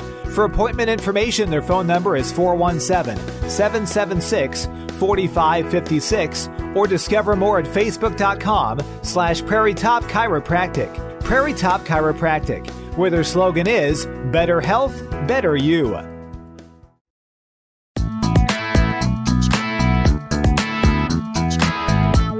Proudly supporting the Seneca Indians is Doug's Body Works. Owned and operated by Doug Scribner, they offer a 24-hour wrecker service and specialize in auto body and frame repair. Doug's Body Works is located at 1008 Oneida in Seneca and is proud to serve the local area. 417-776-8611.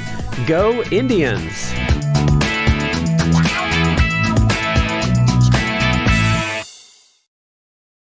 A proud backer of the Seneca Indians is Campbell Biddlecombe Funeral Home of Seneca. Located at 1101 Cherokee, they are honored to serve the area with traditional service options including church and graveside services. They also have pre-arranged funeral plans. For more information, the phone number for Funeral Director Mike Steele at Campbell Biddlecombe Funeral Home of Seneca is 417-776-2251 or online campbell-biddlecomefh.com.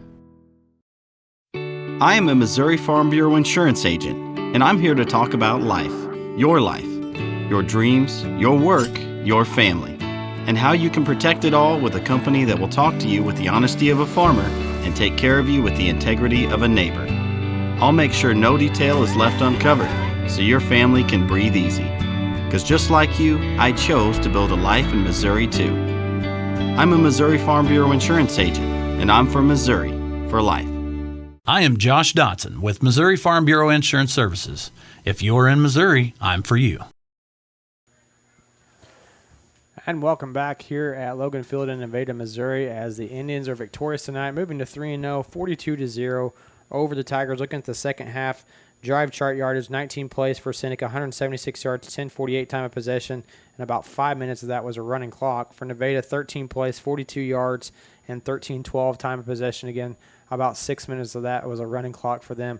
Looking at that second half, as I'm going to send it down to Coach now, looks like he's got Brody Prober and Kai Adams down there, a couple junior skill players for us down there. Go ahead, Coach. Yeah, Brody and Kai's down here. Hey, Brody, you and Caden Klaus got this, and Coach has got this double quarterback situation going on. They really don't know who's what, and you guys are doing it absolutely just perfect. It's beautiful to watch. So it all starts with our guys up front, man. I mean, we've got the best in the state, and we just couldn't do it without those guys, and those guys out wide blocking the perimeter, we just couldn't do it without them. Well, let me tell you something. How can we gain a little bit more speed? Because you broke out about 3 or 4 times and just couldn't quite get to that end zone. I need to work on that. Yeah, just definitely getting a little faster in the open field, but yes, sir. Coach, you need to tell me he needs to work on his high stepping because he got tripped up from behind. Yeah. Seth Wilson's up there saying, would you just high step a little bit because you got tripped up by just grabbed your shoelaces or something like it. And I know the boys are going to give you a hard time about it too. They are, yeah. But it's all right. It's good. You guys played good. I'm going to talk to Kai Adams here. Hi. Ryan Owens stepped out. Mm-hmm. Got a little injury going on. Looked like he might be coming back. Mm-hmm. You stepped in tonight and played a great game at H-back tonight. Yeah, it's just Coach getting me ready throughout the week. I didn't know I was going to have to do it, but, Coach got me ready throughout the week, just getting me there, pushing me to be great, and, yeah. and also filling in. Not only did you play H-back tonight, but you did a great job on defense, making your reads against all those pulling guards and that misdirection play on defense. You did a great job. Yeah, just Coach Crane just pushing me to be great. Just watching film every day with my team. Couldn't have did it without the defensive line. And Coach Crane just being great coach, getting me just helping me throughout all the reads. My first year playing linebacker against Nevada, and yeah, it was just great. I'll tell you what, you played great, and the whole team did play great. And we were expecting a win, but we weren't expecting this win. I can tell you that right now. Hey, let's go have a good week of practice, okay? Good. Thank you. Back to you guys up in the booth. That's Coach Harbaugh with Kai Adams and Brody Probert. Those two young men. Probert having a big night on the ground, 10 carries, 158 yards, 3 for 3 through the air tonight for 59 yards for Probert. Got tripped up a couple times, but able to put together some nice drives. And then Kai Adams filling an H-back for the injured Ryan Owens tonight, getting out in space, blocking for his guys, giving the quarterback plenty of time, and then also on the defensive side of the ball, making so many big plays was Kai Adams. He was everywhere. You look up, and there's Adams making a play, so did a good job tonight on the defensive side of the football. We're going to step aside for a break. We come back, we'll have the head coach of the Seneca Indians, Coach Cody Hilburn, right after this.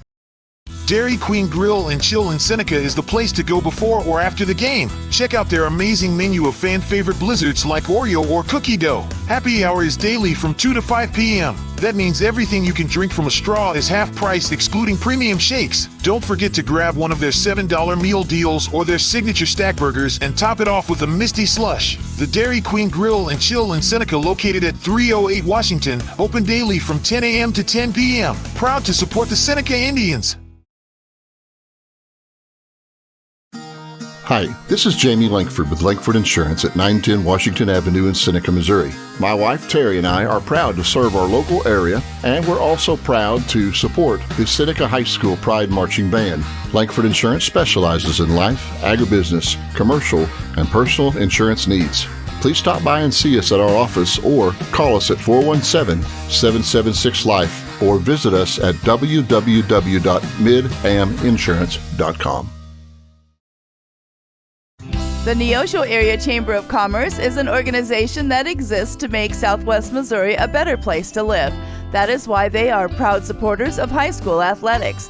They understand that the life lessons learned from sporting competition teaches responsibility and discipline and makes our student athletes better citizens for tomorrow. Learn more about local area events online at neoshocc.com. Proud supporters of local school athletics. And welcome back to Logan Field in Nevada, Missouri. I'm joined by the head coach of the Seneca Indians, Coach Cody Hilburn. First off, congratulations, another big win. First time all season where you guys have ended the game with stayed turbo clock from the third quarter on, and you guys just really came out to play tonight, pitching a shutout. Yeah, I was happy to see the result tonight because I told our kids before the game I felt like it was our most complete week of preparation. The first 2 weeks, we'd have one bad day each week, and it was Wednesday, and that's kind of our most physical day. And we didn't have a good Wednesday on the first 2 weeks of the season, and then I feel like we put it all together in our preparation this week. So it's as a coach, when you constantly harp on that, to see that pay off on a Friday, it's pretty big time. You talk about your Wednesday practice being so physical, and we'll talk about the defensive side of the ball tonight, because we know Nevada is able to just come out and have 80-yarders, 85-yard touchdown runs. I know they had one called back at one point, but your guys has played such good assignment football. We saw Kai Adams jumping through, Jace Renfro getting hit pockets and chasing somebody down from behind. I saw good outside containment by your guys, forcing everybody back in. Just everybody playing assignment football. And you talk about that's got to be one of the keys this week, is everybody playing assignment football and trusting everybody. Yeah, it's like that every week. But when you play these guys, it's kind of really highlighted, because with what they do, that they're focusing on one guy to get a false key, and everybody has a different key when we play those guys. And it takes literally all 11 to be so assignment sound this week, and for our defense to do that. And then what was really cool about that is to see our twos come out against a really tough offense and get a stop against their ones. And that's a credit to those guys. They show up and work every day and listen and pay attention, and they're ready to go when they're called upon. We hadn't gotten to the stats yet for Nevada or Seneca, either one, too much individually. But Nevada didn't have a single play that went for double digits until the fourth quarter against those twos. They had one carry for 24 yards and another carry for 10 yards. But defensively, just really came out ready to play overall. Yeah, that's huge because that's a good offense, guys. I'm telling you, that's a good football team and a good offense. And to see us do that. And then on top of that, all the adversity we went through this week, some known, some unknown, but we played without some guys tonight. Lane Scribner's a two-way starter, has a little hit pointer. We held him out tonight, kind of going to see if he could do it in warm-ups, and he was hurting pretty bad, so we held him out. Ryan Owens is going through some stuff, and he's been great for us at H-back. He didn't play at all tonight, and then Blaze Graham was limited. We didn't play him on defense and just partially played him on offense tonight. He had a little back issue as well. So you're talking three big keys to what we do, and we had to have some next man up mentality. Brock Pendergraft was one of those guys for us tonight that started on the offensive line, and that kid, played all summer for us up front with Nolan Napier recovering from a knee surgery, and then kind of got bumped back out. And he's a kid that didn't complain about that. He showed up and he worked. He was just waiting on his opportunity, and he got it tonight and took full advantage of it. And switching gears now a little bit now to the offensive side of the football. Miller going for over 100 yards. Probert going for over 100 yards. Klaus is 3 yards shy of 100 yards tonight. Again, three-headed monster back there in the backfield with those three guys, all of them going for a total over 300 yards combined. And then your twos coming in and getting good chunk yardage as well. Able to throw the ball a little bit tonight. I had the little running back / quarterback throw downfield to Harris. That ball was placed well on the money. So just a well-rounded offensive game for you guys tonight. Yeah, it was nice to hit an explosive play. That's kind of the one thing we had lacked, and we just got to be able to sprinkle that in, keep teams honest. I like our running game, and that starts with our offensive line, having a veteran crew that changed the line of scrimmage. But you're right, we got three and could possibly have four mixed in that can all carry the ball and run downhill and be physical. But we need to be able to push the ball vertical at times, and it was nice to hit one tonight. And something we haven't talked about a whole lot this year is special teams. Yes, they returned one back, but it got a holding penalty. I think it was Adams coming downfield trying to take the guy out and got a holding penalty. Drew the holding penalty there to start the second half, or at one point in the second half. But Drew Sherwood kicking the ball all over the place tonight. His PATs have been really well, coming from a guy who didn't kick a start about, halfway through the season last year. Yep. And he's really put a nice foot on the ball over and over and over again, getting a nice arch to it so nobody can get in there and block it. His timing is getting better with it. His kickoffs had 2 touchbacks tonight, maybe even 3. I may have missed one, but doing an excellent job on the special team side of the ball too. Yeah, we have a saying in our office a lot that you see what you coach. And sometimes I don't do a very good job, and you can see some stuff I push to the side sometimes. And we about had some PAT blocks, and we put an emphasis on it this week. We take a 5-minute period, and we took live reps to PAT. And something that I should have done a long time ago and kind of took it for granted. And I think, our protection was better, our timing was better, and we saw good results from that. And he's talking about Lane Scribner being out tonight. He was one of your snappers, and actually Roman Miller jumps in there as your short snapper tonight for you on the special team side of things. So next man up mentality, that's the type of culture you've built here with these guys, and they're ready to go whatever you ask for them. I believe Caden Klaus said that during one of his interviews during the preseason. Whatever coach needs, whatever we want to win, that's what we're going to do. And that's the culture you've built here, and it shows out there tonight because 3 guys out, not getting full reps like they usually do. Next man up mentality, and the result comes out 42-0. Yeah, I'm just happy to see, and I say it all the time, that you don't just show up and win on Fridays. There is a detailed process, guys, that starts from how they take care of their bodies tonight through the weekend and when they show up Monday ready to go. And they did everything the right way through the week. It was our first road game. They traveled like champions today. They did everything right, and they deserved victory. And we talk about that a lot. And you do things right, you deserve victory. It doesn't always happen, though. You can do everything perfect, and it may not work out at the end. But if you don't do it right, you're never going to have a chance. And our kids did it the right way, and I was happy to see it pay off. Well, again, Coach, congratulations. Now we don't have to travel back up to Nevada until at least 2026. So our longest drive of the regular season is over with. But we'll be back home next week for another Seneca Indian football game under the Friday Night Lights. All right, thank you, guys. All right, we're going to take another break right here. We'll come back. We'll have more post-game show for you right after this.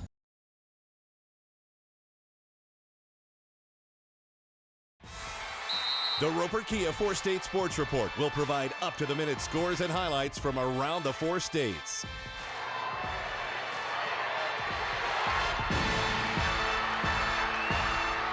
With ultimate local coverage from all your favorite teams. The Roper Kia 4-State Sports Report, weeknights at 6 and 10 p.m. Happy Egg supports the family farmer because they've seen the difference a choice like this can make. Now you can grow for Happy Egg and choose to raise hens the right way, the happy way. When you grow for Happy Egg, you're growing for a family-owned and operated business. You're raising happy hens on 10+ acres who will lay happy eggs. You're working for yourself. As a Happy Egg grower, you'll receive new flock cost support and yield-based compensation. Visit happyegg.com/grower to apply today. Ready to buy your dream home? Look no further than First Community Bank's Mortgage Department. Our experienced team is here to help you every step of the way, from pre-approval to closing. With competitive rates, flexible terms, and personalized service, we'll make sure your home buying process is a breeze. Visit First Community Bank today and let us help make your dream home a reality.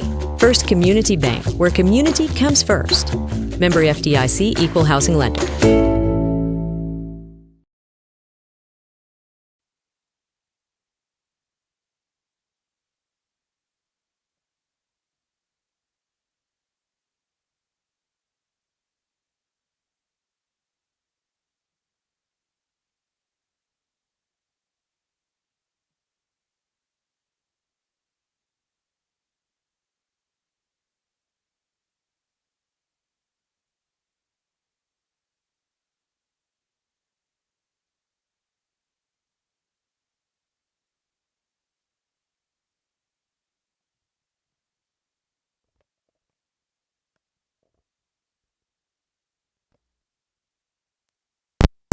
Now, flipping over to the Seneca Indians Excel spreadsheet here for the Indians through the air. Brody Probert, 3 of 3 for 59 yards. Caden Klaus, 2 of 4 for 14 yards. Harris had 2 carries for 25 yards. Miller had 10 carries for 107 yards. Probert had 10 carries for 158 yards. Klaus had 5 carries for 97 yards. Kanan Miller had 1 carry for 3 yards. And I may have put that on the wrong person. But Hunter Haynes had 3 carries for 19 yards. Brant Laughlin had 4 carries for 15 yards. Silas Ball, 2 carries for 7 yards. And Jagger Wilson, 2 carries for 5 yards. Harris had 3 receptions for 48 yards and 1 touchdown. Adams had 1 reception for 11 yards. Miller had 1 reception for 12 yards. And Hagan Ginger had 1 reception for 2 yards. So on the ground tonight for the Indians, 390 yards. Through the air, 73 yards for a grand total of 463 yards for the Indians offense tonight. Total time of possession for the Indians, 21-33. For the Invader Tigers, 26-27. And 113 yards drive chart yardage for the Tigers tonight. 37 plays of offense for the Indians, 47 plays, 524. Seneca had 4 penalties for 44 yards, and Nevada had 2 penalties for 15 yards. So I'd say it's a pretty solid night for the Indians here. A solid night indeed, Ben. Well, that's going to do it for us here at Logan Field in Nevada, Missouri. Getting your Indians victorious 42-0. Special thank you. Excuse me. No, we're not even there. We got to come back. We have that Final Drive scoreboard show. I'm getting way ahead of myself. I was wondering. I was like, well. Getting way ahead of myself. We're going to come back. We'll have the Final Drive scoreboard show sponsored by Freeman Orthopedics and Sports Medicine right after this. If you're a weekend warrior who likes to go, go, go, don't let pain put the brakes on your pace. When you need help with an injury that keeps you from moving, you want an orthopedic team with a proven track record. Freeman Orthopedics and Sports Medicine is nationally recognized and were recently named CareCheck's #1 hospital in the market and top 10% hospital in the state for hip fracture repair. Freeman Orthopedics and Sports Medicine, the experience you need to keep pace with life.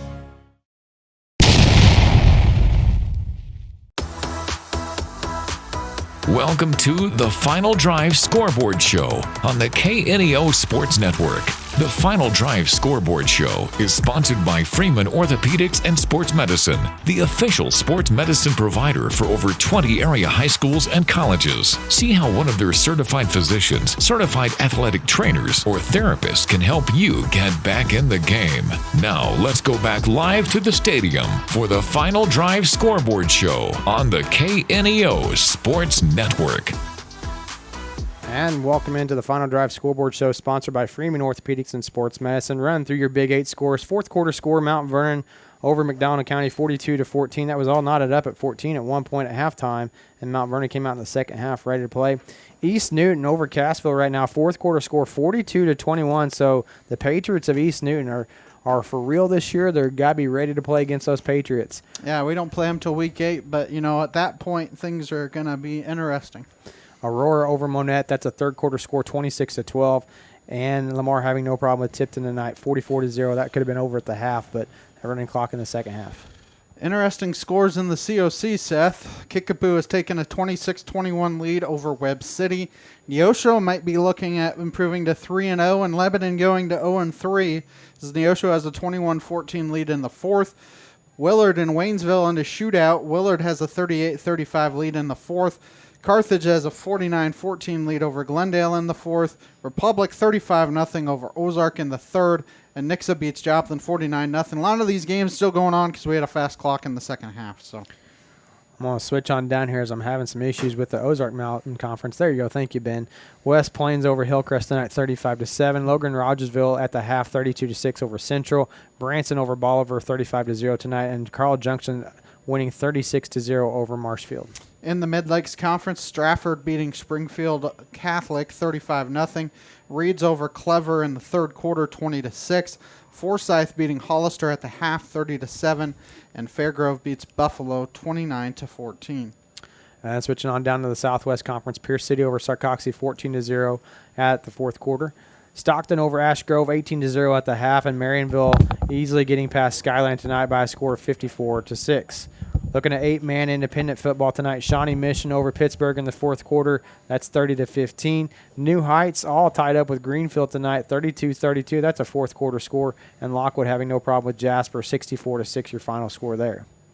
You want to take a break? We will take a break. We'll come back. We'll have more of the Final Drive Scoreboard Show, sponsored by Freeman Orthopedics and Sports Medicine, right after this. If you're a weekend warrior who likes to go, go, go, don't let pain put the brakes on your pace. When you need help with an injury that keeps you from moving, you want an orthopedic team with a proven track record.